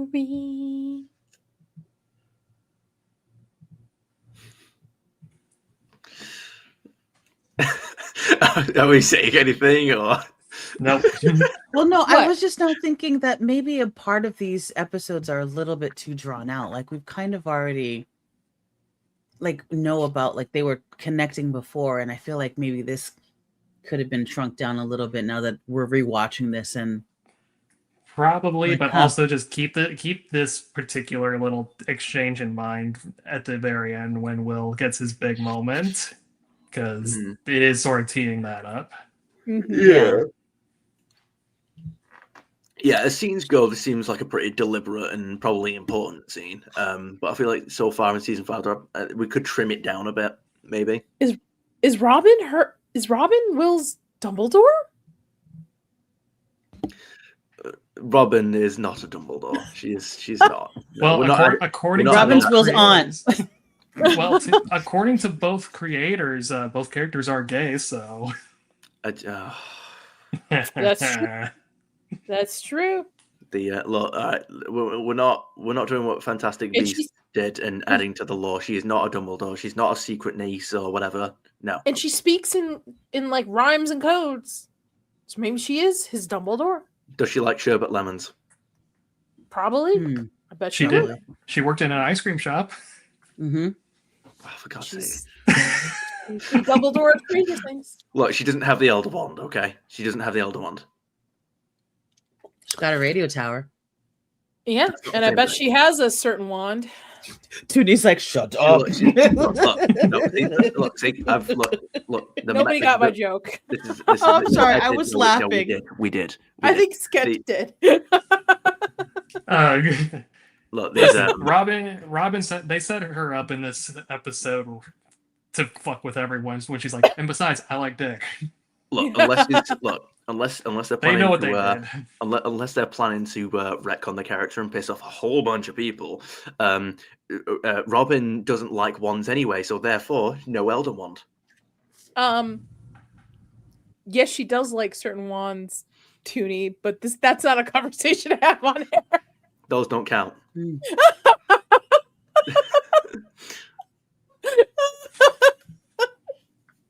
I see. Oh man, dude. It reminds me. I was once, because I used to do set design, and I did a set design for a very weird play with a friend, and I think we had like over 300 dildos that we had to like glue to like set pieces, and it was a weird play. It was a weird play. No kidding. It was fucking weird. I don't even remember what it was about, but we had like to light ones in cabins, like from the back, and like it was weird. That would have been a very funny Amazon order. I'm not gonna lie. Well, at the time, Amazon wasn't like what it was now, so we had to go to shops and like, hey, can we buy all your like cheapest wands. So I was gonna say, it's like, oh no, the delivery's like been misplaced or it's been delayed or something. You got to speak to customer support, and you're like, oh sorry, okay, what was your order? I don't think Amazon would have taken it back. At that point, I'd just be like, listen, you need to call that order back right now. That's about to ruin someone's day. So do you have a computer in front of you? Yeah. Can you read the screen for yourself? And we had to I shouldn't do those hand movements. I don't know if Zach's is still in the chat. We'll send them the time code for it. Don't worry. We had to create a whole floor out of them too, complete, glue them down and stuff. So yeah. Wow. Chicago. What can I say? The things you do when you're early in your career. Yeah. Yeah. I love this scene where he's like, I want to you picture yourself on a beach. The water is blue as a smurf. You listen to it lap the sandy shore like a dog slurping his bowl. So I know we have a Vecna reading smut, but what about Derek reading meditations? It would be great. I'd listen to it. I love this. It's what my mom does when she's out of Maui. Oh, I could use some Valium. All we're saying, Derek, you got a future doing meditations readings. By the way, he hit that kid pretty hard on the head too. Yeah, I'm just like, I heard it. I heard it on mute. Oh, we missed the part where he put the out of order sign on the stall and his spit I'm gonna throw up after what I watched with Rachel today. Yeah.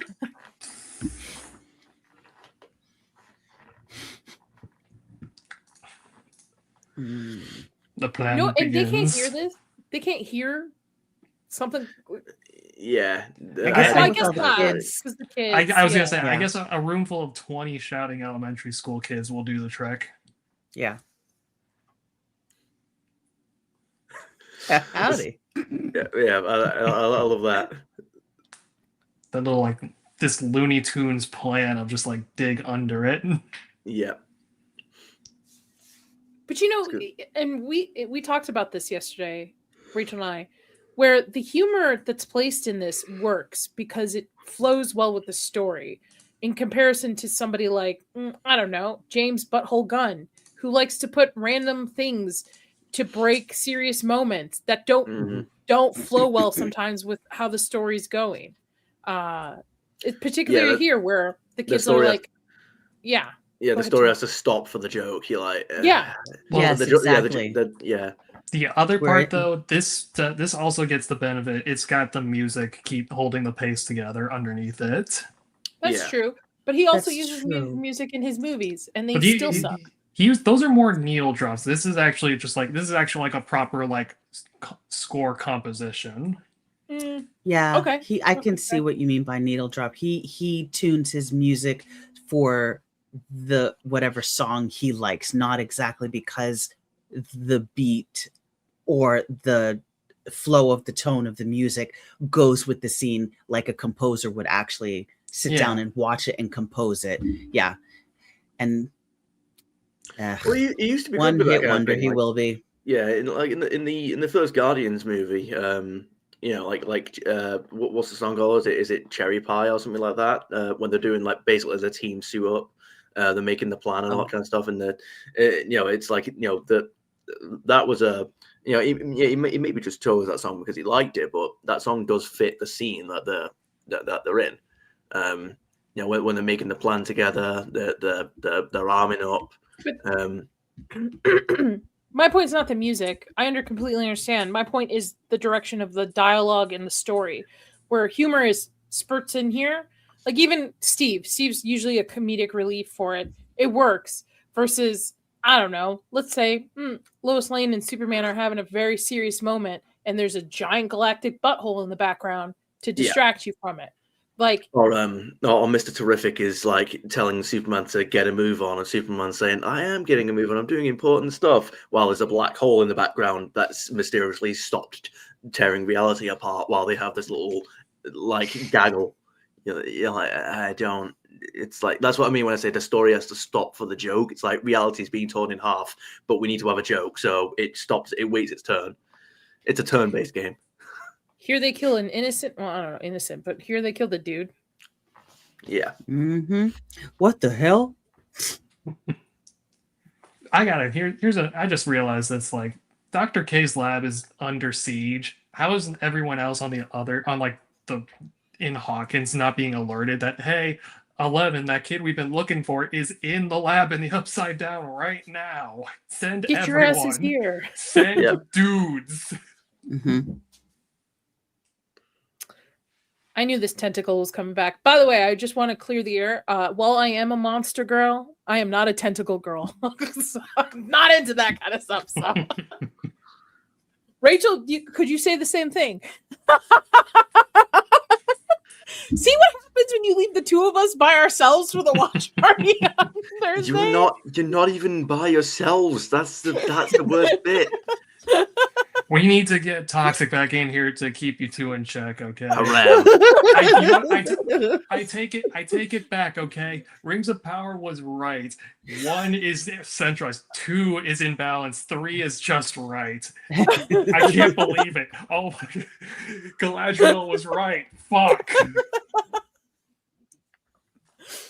We have a good time. We have a good time. Fun. It's called trolling. We do a little bit of trolling. Yes. The humor that you're wearing a Stranger Things shirt during this discussion is not lost on me. What? My little demo? Well, just because like the phrase Stranger Things. Mm-hmm. Chris picked this out because he liked the little smiley face Demogorgon on it. It's cute. Mr. What's It? That way. Yeah, are you by chance looking for Mr. What's It? Feels like it's like a Bart Simpson calling Mo gag. Like, I need a man to hug and kiss. Come on, I need a man to hug and kiss. Mm-hmm. I don't think I've seen that episode, so I don't even get it. It's a recurring gag he does. Don't worry about it. Okay, You can find a collection of them. So the girl that snitches on him is the daughter of the mayor from season, I think it's 3, with what's his face from Princess Bride, Carrie Elvis. Elvis. Bad Yeah, blood. that's his daughter. Well, in universe daughter. Yeah. Yeah, my father, my daughter, look, bad blood. That's all it is. Mm-hmm. Lucas, we've been spotted. Get him out of here. Did I miss the eyes? I did. The kid that got memed. Listen, they're kid actors. You can't expect them all to be home runs like Derek. Ashley Klein is a snitch. That's what her name is. I need a shirt that says Ashley Klein is a snitch. That's a deep cut. People don't know unless they really know. Yeah. You just walk down the street without them just looking around. If you make eye contact and they give a little nod, it's like, if you know, you know. Oh my God. I wonder how many Ashley Kleins there are in the real world.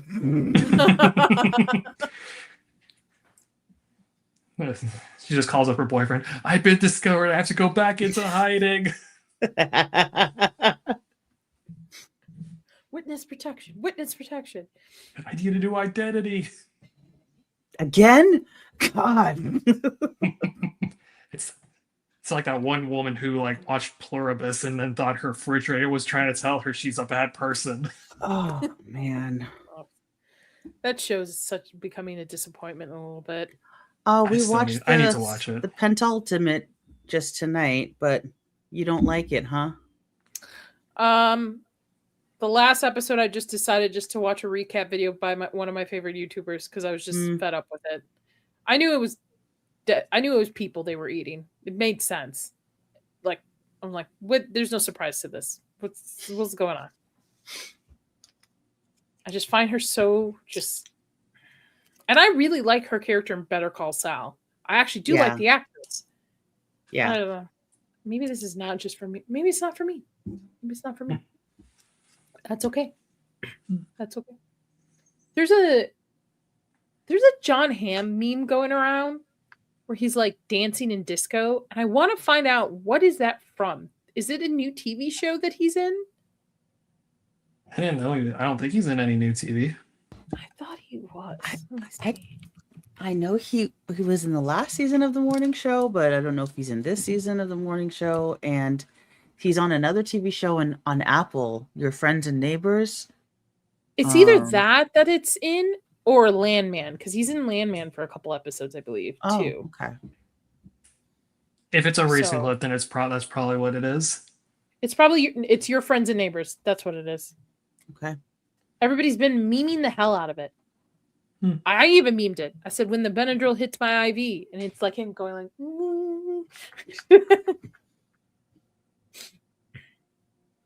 it'll be quick. He could have killed that old lady, hitting her that hard with the gun. He really could have. I'm surprised he didn't. Yeah. Oh well. Oh, as I was saying, it's like, 11 killed somebody earlier. She killed the guard in the tower. His neck. Yeah. Yeah. What, Nadia? You forget. Our bad guys can't be allowed to kill people with guns. Yes, and also, she's the main character. She decides he is the moral center of everything. Well, when people call this show, in a sense, childish, which it doesn't make any sense to me, just because there's children actors in this and it's focused around children, doesn't necessarily mean it's a show for children. She kills like 8 people at the end of season 1 in one blow. Like, people die in this. Unfortunately, not the main cast, Jonathan, but people do die in this. We literally have a whole group of scientists eaten as the opening scene of the series. Yeah. Benny gets assassinated Old Yeller style in his own restaurant. Oh, R.I.P. Benny. Justice for Benny. See here where he like opens the window, knows the thing is in the corner, doesn't shoot it out. She finds out he's like stacked with dynamite, and he just leaves her there. What do you think is going to happen to her? First of all, if she's unable to get out of that window and you detonate that thing, it's going to take her out too. Yeah. Dad of the year. Yeah, it's like clearly Hopper hasn't played the video games, because that is definitely a destructible item. You shoot it. Yeah.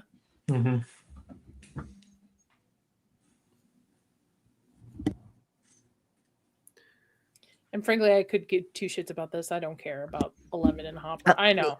They drug it out. In my opinion, they drug it out. Did anyone actually buy this fake out that this was going to be where Hopper goes out? No. Yeah, it's like, all right, look, he's gonna go through like one door. He's gonna lock it behind him. He's gonna go in, fight Vecna, sacrifice himself. No.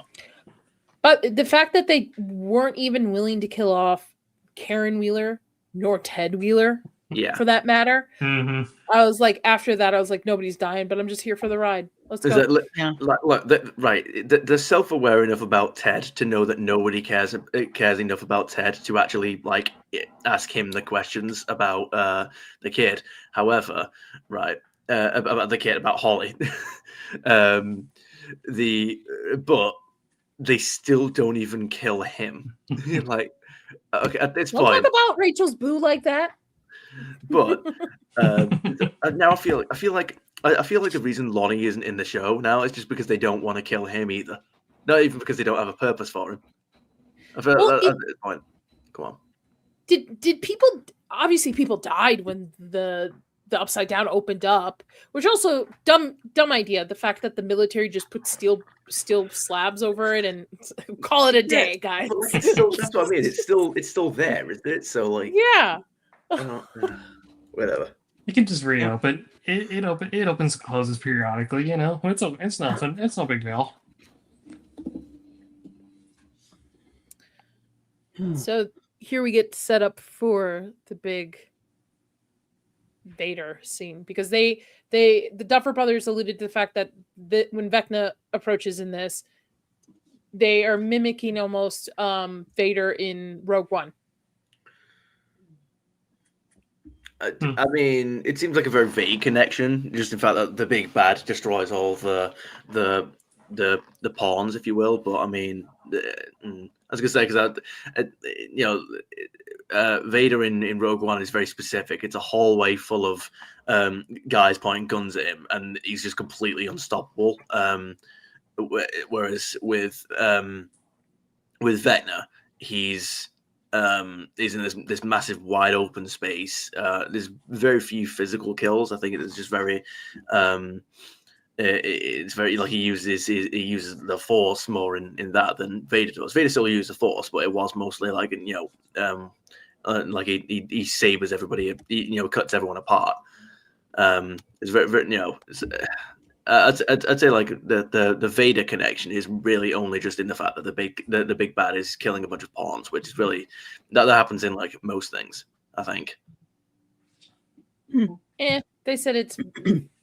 I mean, I see what they're trying to say. I understand. I see what they're trying to do. I know exactly what they're talking about.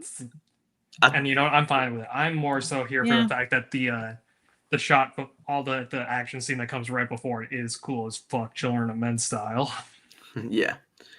I'd say that they're probably just referencing the Vader scene because that's like the most popular example. Like everybody knows the Vader scene from Rogue One. And so it's like, okay, let's introduce Vecna. Okay, it's like the Vader scene from Rogue One. And it's like everybody just instantly recognizes it. Yeah. How long is this sequence here? Do we know? Oh yeah. It depends on like last 15 minutes. I think. Yeah, because this doesn't look like we got much left. I think this is like final 10 minutes territory. 10? Okay. Mm-hmm. If I had to guess. Yeah.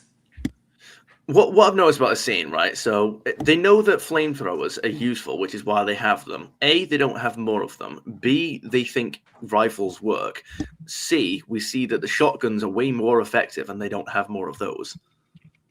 Because the general guy has like one shot. He's like the only guy there with a shotgun, and it's like knocking the Demogorgon back quite a fair bit. I don't think it kills it, but it is more effective than like having 20 rifles. And so again, it's just the fact that they've all got rifles and not shotguns and flamethrowers.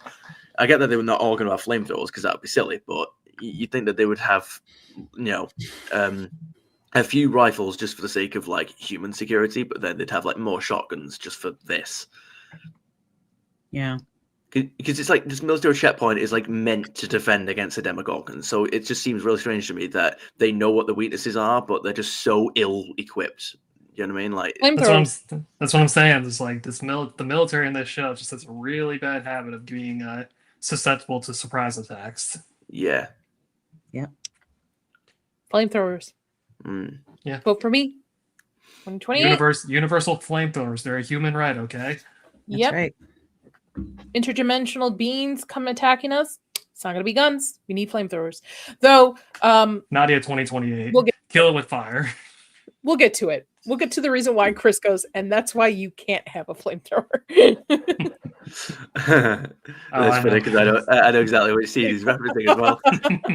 That's the first thing he turned to me and said. Mm-hmm. That is why you cannot have a flamethrower. What? Because Because the interdimensional beasts might have the Force. Really? When's that going to actually happen? It's like, what are the odds of me running into evil interdimensional Groot anytime in the near future? That's literally what I wrote down. Like I turned everyone's like, so are we just not gonna address the elements in the room that is evil Groot? Evil Groot, it's been working out. He's got a slim waist. I'm like, girl, all right. Yeah. I liked the definition of the like Rachel, your hand movements. Just there you go. They look like trees coming up from like the side of his shoulders and stuff like that. Coming out of his delts.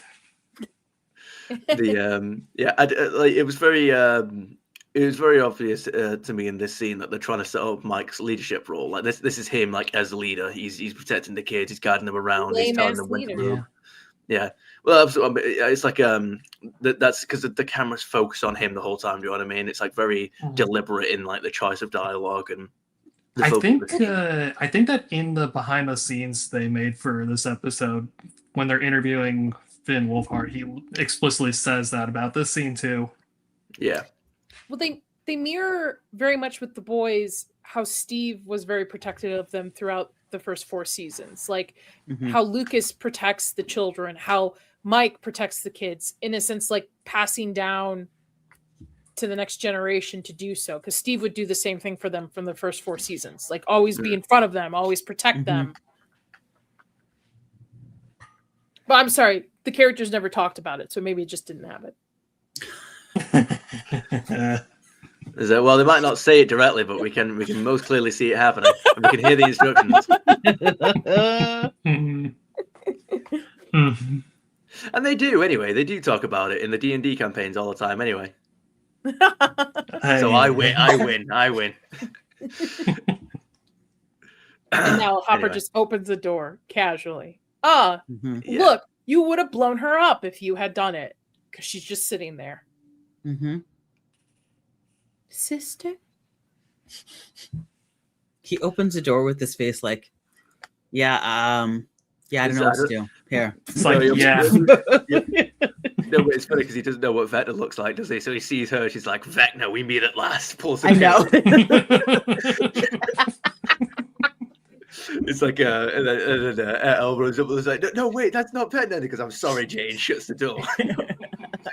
There's an American Dad episode where they're in like the post-apocalypse and Stan's running around with Jesus Christ, like, we're looking for the Antichrist. You'll know him when you see him. They open the door. There's just this depressed, just sunken-eyed kid. Stan just shoots like, dude, that was little Jimmy. He lived across the street. Well, I just made an oopsie. I really don't care that. I get it why they brought her back, because they need the power trio, but listen, we've been presented with 2 poisons here. Either they leave that episode alone and we never talk about it again and it just goes down in history as a huge waste, or they bring her back and address it. And they double down on it. Yeah, look, maybe her involvement in season 5 will actually be good and we can just separate it from season 2. Like, season 2 is the boring thing that nobody likes, but season 5, they've upped their game. They know what they're doing with her. It's not going to be a waste of time. We can hope. Well, here's our big baddie. Ozempic. Using that? Juicing. He's juicing. Yeah. Ooh, gruesome. Boom. That's why I'm like, if he can do that with his hand, why didn't he do that with Max? Yeah. Watch this. This is where. Yep. Yep. Nadia can't have flamethrower. Yep. Sorry, Nadia. Evil Groot is better than a flamethrower. But see, what that means to me is, because look at the way he's standing there and tanking the bullets. He doesn't have to do anything about the bullets. With the flamethrower, he had to defend himself against it. So that means the flamethrower works. Flamethrowers are back on the menu, boys. Yeah. Let's do this. He actually has to defeat the flamethrower specifically. You gotta understand, okay? He deflected 1 flamethrower because he used 1 hand. He can clearly deflect 2 if he uses both hands, but he can't deflect 3 because he doesn't have 3 hands. It's simple math. Just the one from season 4 that Murray used in Russia. Yeah. The one that looks like a gun, it's Yeah, you got Steve with a flamethrower, Dustin with a flamethrower, but nobody sees coming. Nancy with a flamethrower. I just want to take out some shrubbery. That's it. Just, do some light lawn mowing. Yeah. What, with Evil Groot? Yeah. Yes, exactly. By the way, these demos should have gotten them. Again, either demos are super fast and able to kill these things, or they've got something's going on, because these demos should have been able to take this truck out. See, that's a the thing dog with, chasing cars. I wouldn't know what to do with one if I caught it. Yeah. See, that's the problem that a lot of media has when it comes to let's show the bad guys being capable of wiping the floor with the military. Then they can't establish. Then they struggle to establish why the non-military main characters are able to survive, because they always have to nerf the bad guys from how we've seen them. It's it's I guarantee Vecna isn't well. As I say, guarantee. I mean, because they're basically invoking about several different kinds of sorcerers now, so you never know. But Vecna is not going to be this lethal with the Scooby Gang whenever when it comes to the fight. Like he's definitely not going to be like wiping the floors of them like by the dozens.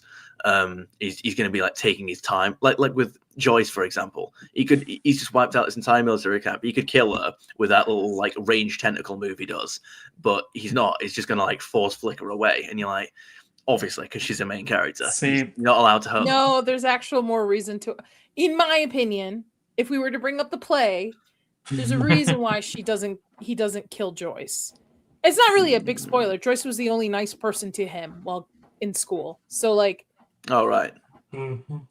So I was wondering here. I'm just like, how much of thing? that? How much of that does he remember in the first place? And number two is like, Nadia, where you were like, as soon as the Wheelers didn't die, you were out. I'm like, okay, this is where I thought like, oh, Joyce is gonna die here horribly, isn't she? And then it's like, nope, just yeet. I'm like, oh, okay. Yeah. Like Vecna's his daddy, 100%. Joyce is a monster girl. I'm gonna tell you, it's gonna be proven. I don't know if that I don't know what relevance that has to the story. So I don't know if that will be proven. I don't know how that would be proven. I don't know how they'll work that into the story. You know, like I mean, Jonathan and Will don't really look alike. I'm just saying, there's a little bit of difference there. Are you saying that Jonathan looks like Vecna? Saying Jonathan looks like Lonnie. Will looks like Henry. Noah said his neck strained shooting these because he had to be like this the whole time. Yeah. Could have just given him like a stool to like stand on. He probably was for a good chunk of it. Nice Frostfang. See it in theaters. I highly recommend it, everybody. Yeah. It's a fan event. And you know what? Even if people talk over it, Toonie, guess what? You can go home, fire up Netflix, and go back and watch the spot that you like didn't hear the volume. I'm saying. Do it. Do it. Do it. I'm not doing it right now, at least anyway. So we'll just have to see. I believe in you, Toonie. I don't know what you're believing in. It's not like I have to access the power deep within me or anything. It's just no, I've just gotta. Yes, you do. You have to access the power to want to go. Okay.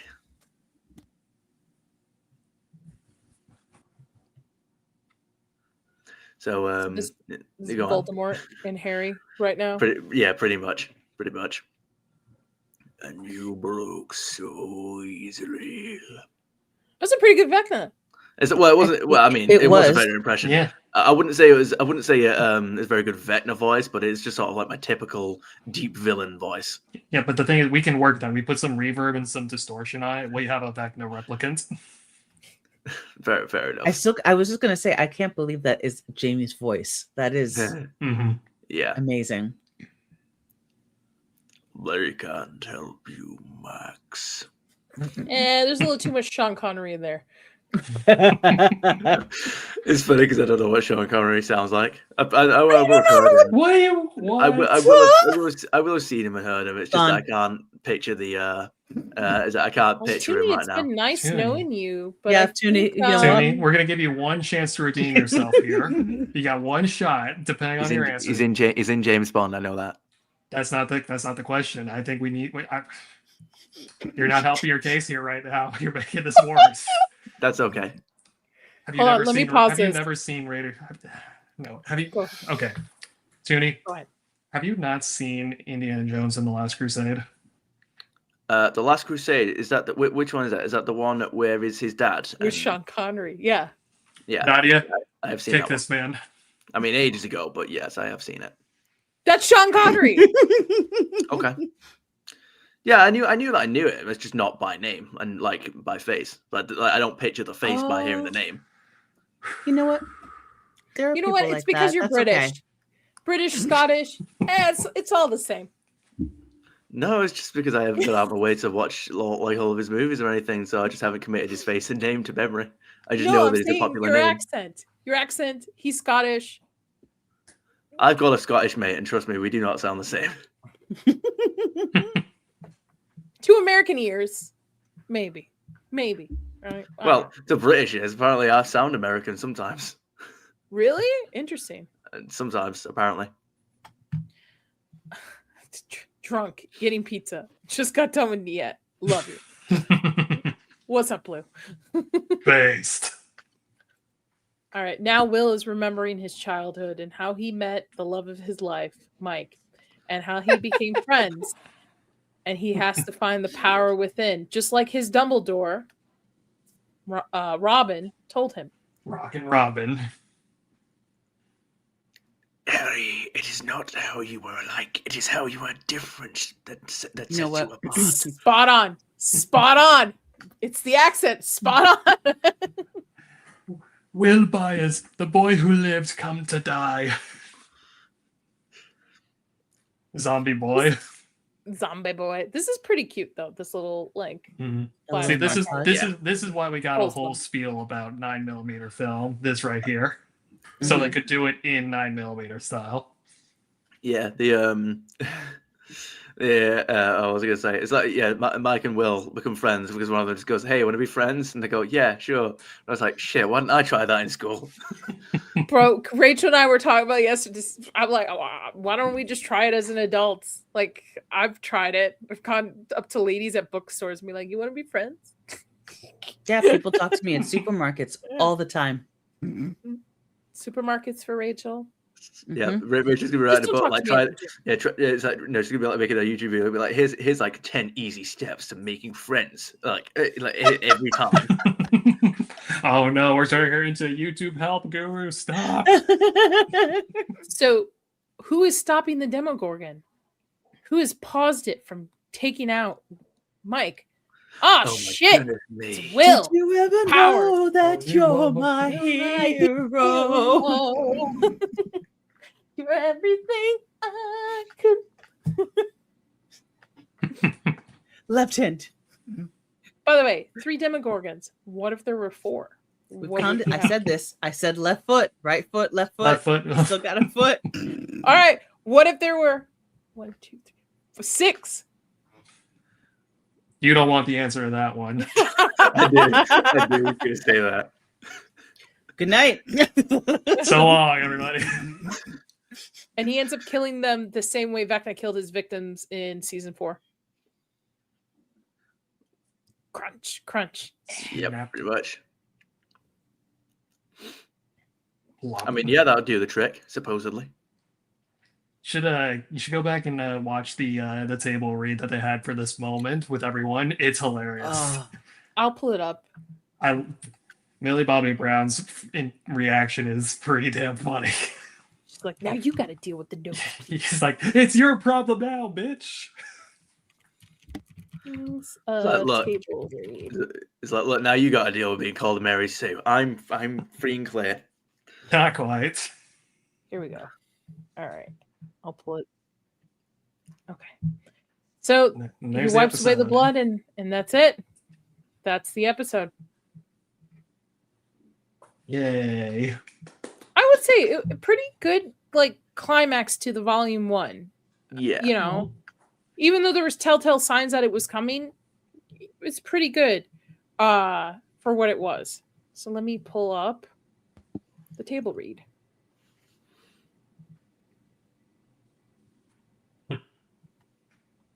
See, the demo's arms suddenly freeze in places, held back by an invisible force. A stunned Mike opens his eyes. As the demo writhes, muscle straining, trying to break free, we push past the creature to reveal Will. He's now in his hands held out in the direction of the Demogorgon. His eyes are solid white. He already knew.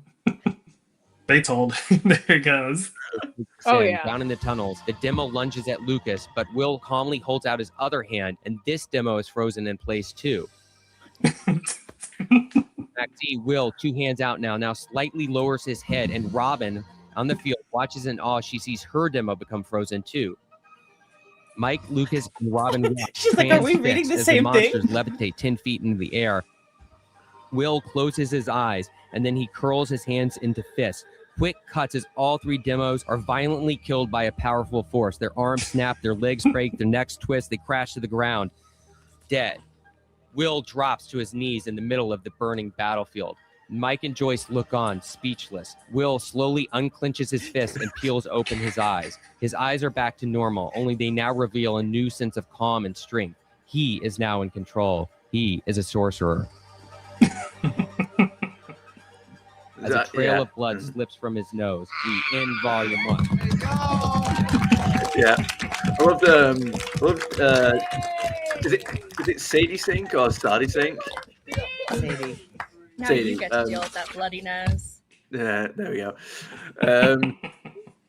I loved like Sadie Sink's reaction during that. Like, it's like she didn't have like an exaggerated reaction or anything. She just sort of like just like smiling in the background. It's like she wasn't. She's like she knows exactly where this is going. She's like, oh yeah. Yeah. And Jamie's just over there, just like, you son of a bitch. As red as a tomato. Oh, he was so excited. I loved how like Some of them go on. Sorry, no, just some of them didn't have any reaction at all. I was just like, okay. But I love like near the beginning of that though. I kind of hoped like he maintained it, but near the beginning of that, he was staring so angrily at the page. I was like, is he in character? is he in character now? Like he's angry at Will's power. Well, guys, we're here. We're at the end. Final thoughts on the episode, and then we'll get into the bingo and Deadpool, see if we got anything. But Sketch, I'll let you go first. Okay, a great way to end the volume. Yes, love the final Children of Men style fight at the end. Love getting that little bit of Darth Vader Vecna. I don't know if the trip it took to get here was totally worth it. It might have dragged a little bit too long for me, but overall, where we landed, I'm happy with it. Rachel? Yeah, just tagging along with that. Out of all the 4 episodes, this one was my favorite from the first volume. I definitely could have lost a scene with 11 and Hopper, or had each one of those just completely shortened down, because I too feel rewatching it, I'm like, this is stretched out and this is making this too long, and this could have been a different storyline, or explaining something else, or going into something else deeper. We don't like it, one or both are going to die. We already know the bond that they have. There's no reason to drag it out. So, but overall, it was good. Very cool. Before you go, Toonie, just 1 second. Frostfang for 2. This week I lost 35 pounds since I started. Awesome, man. Really awesome. Congratulations. That is the way to do it. Toonie, final thoughts? Final thoughts, I would definitely say this episode's the most interesting of the bunch so far. Especially with the Vecna sequence near the end. Again, fire does work on him. He doesn't. You don't force push the fire away unless you take damage from it. So there you go. That's his weakness. Is fire. You just got to make sure that you can't see you coming. Flamethrowers. Yeah, flamethrowers. Either that or incendiary rounds from a grenade launcher. That would work. Resident Evil style. Now I'll play Resident Evil 2 again, but I gotta go bed. I've got what was I gonna say? So yeah, definitely the most interesting of the bunch. I'm looking forward to volume 2. I just hope that, I mean, it's not, I doubt it's gonna be like terrible or anything. It's just, even if the show doesn't exactly end on like a, best show of all time or anything like that, we've probably got a couple more flaws to squeeze out before we get to the end. But hopefully it can maintain a decent enough quality that we can just get to the end. The show's complete. There's nothing can ruin it. And we can get the end game before the phase 4 and 5. You know what I mean? It's like Endgame weren't perfect, but it did its job for the most part, and we did get through phases 1 to 3 just about intact before it all fell apart. So I hope that we can do something similar with season 5. Probably got a couple more flaws on the way out before we finish, but hopefully we can finish strong.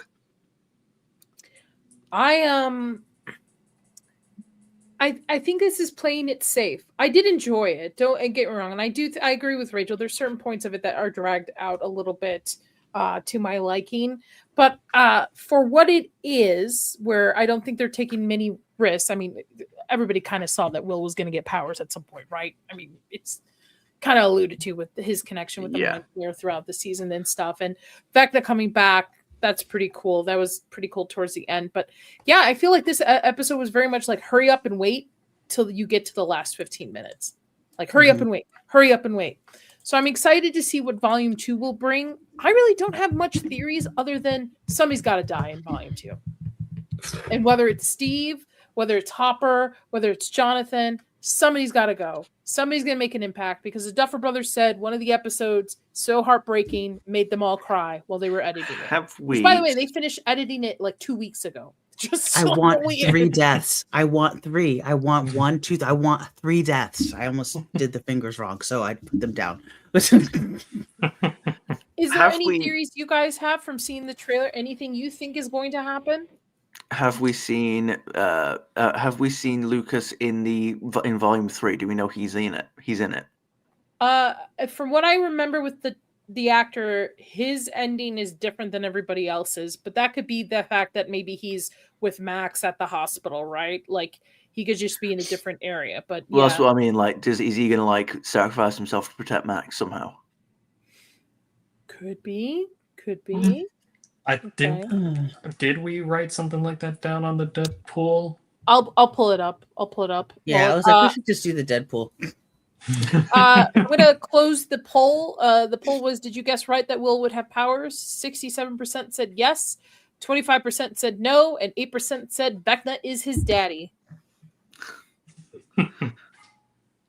Thank you for everybody who humors me. Let's pull this up. So, yeah, sorry, I wasn't sure if Rachel was trying to do some kind of gag. I was just watching Rachel. I was like, no, she's just wiping her nose. It's fine.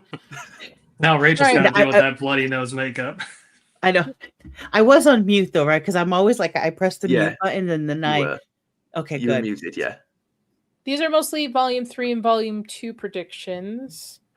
Will there's does, major however, characters. does have his hero moment though. Okay. Mm-hmm. So we do have one there. Even though it's not matching, because each of these are a different point, just depending, right? It doesn't necessarily have to match up. We're just kind of like a bonus point. So he did have his hero moment. So that's one for Will. Let's see. Given Steve's that's a happy ending. Will lose her powers and proposes to Joyce. Nah. Okay, so that's one. Delays a creature from the upside attacking the others. Nah, that didn't happen. Okay. Well, this is volume. Yeah, I was gonna say those are all Volume 2. Those was about. The volume is a separate point. Like it's like a point for the notes and theories if it happens, an extra point if it's actually in the episode part we have, an actual point if we actually predicted the death. So, Lucas, he rallies the jocks. No. I don't think the jocks are gonna like him at this point. No. Vecna possesses Max. No. Nancy, she is with the person with the most violent death. Now, no. Because I think the violent death they were talking about was the soldier that got Vecna's thing, or the Demigorgon that like rips apart one of them. Womp womp. Jonathan will have the most violent death. Womp womp. we said that was Volume 1. We were like, we want him gone. Uncle Steve to Dusty Bunnies, no Nancy. Steve. Okay, that's fine. So Joyce, she takes down a Demigorgon on her own. It says that was for Bob. It was for Bob. I think that's a half point. Half point? Did she take down? She held it off, I guess. Yeah. Okay, so she held it off. Yeah, but that was Steve who took it out. Listen, I feel like this has a better chance of happening in Volume 2 with the Demodogs returning now. Yeah. Robin does get her moment with Vicky. She does have a couple moments with Vicky. We never specified what moment, but she does make out with Vicky quite a bit. Yeah, I think that volume. I mean, funnily enough, it's mentioned in Volume 2 there on the board, but it looks like we're probably going to get another moment of that in Volume 2 with Vicky's involvement. Erica does help the Wheelers in Volume 1. She's trying to help to get Holly back. Yeah, she turns into a serial killer. My favorite scene. And Volume 1. That's 2 points right there. All right, there we go. We got one. Yeah. Murray gets taken out by the government in Volume. Translate something in Russian. Well, Russia's kind of out of the table. Yeah, I'm glad that didn't happen. Holly Wheeler used by Vecna for bait. Not really used for bait. Not really. He just kidnaps her. Okay. Karen, big role this season. Would we say she had a big role? I mean, she's not coming back. Womp. That was it. No. For that actress. I mean, she was in like one episode. I'll give her the point. I'll give her the point. We said bigger role this season, so I would say yes. Yeah, that's I a would point. agree with Yeah, yeah, I that's mean, okay. she was Probably very plot significant. So yeah, go on then. Ted Wheeler, Demo spawns in his lazy shape. We were so close to a point on this one, but We no, were. they denied us our glory by putting him in a coma. Dr. Brenner hasn't shown up. Susie hasn't shown up. Vecna, he will see the error of his ways before he goes. 11 kill shot. How many soldiers did he kill in that scene? Not 11. I don't think 11 at this point. Oh, 11. No, I kills think him. 11 will Sorry. be his kill shot. Yeah. That's saying it's saying okay. 11 gets the final blow. Sorry. You need notes within your notes. I know. Dr. Owens didn't show up. Vicky ends up with Robin.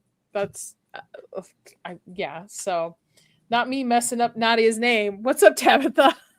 Thank you for the $1.99. She didn't want to say because YouTube in the chat now, it's no longer Nadia, it says horror with Nads. So she was like, horror with, just hesitated for a second in her own stream. I get it. Chris hates it. Chris is like, you need to change your name. No. Horror with Nads. Grab them by the Nads. Mr. Clark helps the boys with a clue due to a sign. Doesn't really help the boys. Helps Erica. Doesn't even actually help Erica. Just helps the audience understand. Yeah. So, but that's what he's there for. So, but not quite. We don't get a point for this. Did Lieutenant Sullivan die? I don't think so. No, they would have shown us if he died. Yeah. And Dr. K gains clarity. Nope. That's it. No. All right, let's look at this. Let's look at our bingo cards. Okay. Oh my God, I got 2 bingo cards. 11 uses her powers to save Hawkins. Nope. Steve did not get his moment with the bat. Nope. Yet. No, he's got a chainsaw now. Oh, okay. Will painting reveals a key clue. That does happen. Yep. There's one. That's 1. Vecna targets a new character. That's 2. Right there. You know what? I should put little. Hold on. I got it. Like ticks on them or something. Yeah. What should I look for? I don't know. Stars. Why not? Stars. Okay, there we go. Oh, I don't like that. We'll be getting to Resident Evil 3 on the channel eventually. Oh shit! It won't let me. That was almost All very right. fun. Okay, so it was this one. Yes. And then this one. Okay, Hopper and Joyce finally gets married. Nope. Yeah. Dustin Lee. Go ahead. I was gonna say it's gonna happen. You may as well put a star on it now. We don't know. We don't know that. Let's X that. Go away. Okay. That didn't even help. Oh, there it goes. Okay. Dustin leads a science-based plan. It's more math that helps him, not science. I'm not Figure out the. Okay. Max coma recovery involves music. Not technically yet because she Not hasn't yet. recovered, but but we did establish that it does help. It does open the way back for her. Yeah, it would have worked if she had just gotten a fucking move on. So I think that counts then. I concur. Yeah, all right, whatever. Lucas and Erica team up for a mission. Saving the Wheeler house. Yeah. Right. With the Turnbull house. Yeah, sorry. Yeah. Oh, okay. Time jump shows 90 fashion trends. Demi Gorgon returns in a big way. I would say so. I mean, yeah, with the vanishing of Holly Wheeler, yeah. Mm-hmm. Mike writes a heartfelt letter. No, the upside down merges with reality. I think not there yet. We're not there yet. Not there yet. Oh, wait. Free space. Free. Jonathan takes up photography again. Nah. A new character joins the gang. Yeah. Derek. Vecna origin ties to the Hawkins Lab. We don't know yet. Nancy uncovers a government cover-up. Nope. Will gain supernatural powers. Oh my goodness! Dun, dun, dun. Wait, we might actually. How are you? I know. My goodness. Character betrays the group? No. Mind Flayer makes a comeback? No. 80s pop song saves dire moment? No. Eddie reference in a heartfelt scene? I mean, yeah, they do reference Eddie in terms of scene. Yeah, go on. Heartfelt We scene, may as yeah. well. Dustin, yeah. Hopper adopts 11 officially. Not yet. Not yet. Not yet. No, unfortunately, A major character moves away. Nope. Finale includes D&D epilogue. Nope. What about Susie? Do we know what's happening with Susie in relation to that major character one? We don't know yet. We don't know if Susie's none of the major characters have moved away. Yeah, okay. So far, we might get a bingo. There's a couple opportunities for bingo on this one. Like, that's kind of impressive. Way to go, Rachel, because this is the one you did. The original one. This is true. Yeah. Yeah. Way to go. Okay. All right. Yeah, the only one that I feel like might not happen with that last row is probably the Hopper and Joyce getting married, because one of them's dying, and it's probably going to be Hopper. It's like, Sketch, what do you got going on next? Okay, I'm basically wrapped up for the year, so I'm going on a break. In the meantime, my Monster Hunter creature design has been reformatted into a short format, complete with a behind-the-scenes look at everything that went into it. Now, the nice thing about this one, as opposed to the normal video, this one doesn't have the music, so you can hear just all the sound effects that are kind of getting muffled out by the music, or maybe not as mixed properly, so you can hear all the little details underneath there. Is it out now? Yes, it's live on the channel now. Oh, shit. Hold on. Let me pull it up. Tiny little short. I will drop it in the chat. Give me a second here. I'll go grab it. Okay. I'll put it in private chat. 1 second. Okay. Yeah. Other than that, I'm going on break and I'm coming back strong for New Year. Very cool. Yay. Very cool. Rachel, you had a movie today that was disgusting. What's going on? God. The Ugly Stepsister was amazing. Everyone go see The Ugly Stepsister. It's fantastic. I will be on Circle of Jerks tomorrow night on Zach's channel. It's also a busy day. If anyone is bored, I'm doing a double feature because I was really busy. So we're doing Death of a Unicorn, someone at 2, I think, and then The Beast at 9. Very cool. Very cool. Check her out. She does all her watch parties in Discord, so make sure you join the Discord. It's a good time. And hang out with her while we're watching some movies. So, Toonie, what do you got going on? So I am concluding a mass recording spree. We've got Lies of P, we've got some RoboCop, Nightmare Before Christmas, we've got a few other Let's Plays that I need to just get on with. I'm also reloading my entire YouTube backlog to Odyssey, just in case the worst happens with YouTube, which it probably will. But on Sunday, I'm also joining Toxic Stream with Buffy the Vampire Slayer and Angel. So if anyone's fans of those shows, then we're into season 4, episode 10, I believe, the ones we're covering this Sunday. So I shall be over there. Very cool. For this channel, I don't know what I'm going to be doing on the 23rd, to be honest. News is pretty slow.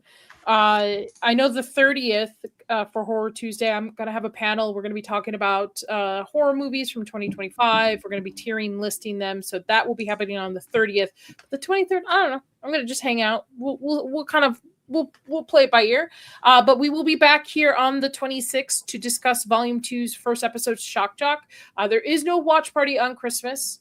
I want everybody to enjoy their Christmas, enjoy your families, and then we will do the discussion on the 26th, and then we'll start back up with watch parties for the second episode on the 1st. So I hope everybody has a great night. Thank you to my panel. This was an awesome discussion. It was great. It was lively. I'm right, but it's okay. Please subscribe to everybody. Everybody's channel links are in the description below. Please leave us a comment. Let us know what you're thinking about this volume. Are you hyped for Volume 2? What are your theories? Did you predict Will was going to have powers? Is Vecna his daddy? All these questions and more. And until next time, as always, y'all, stay spooky.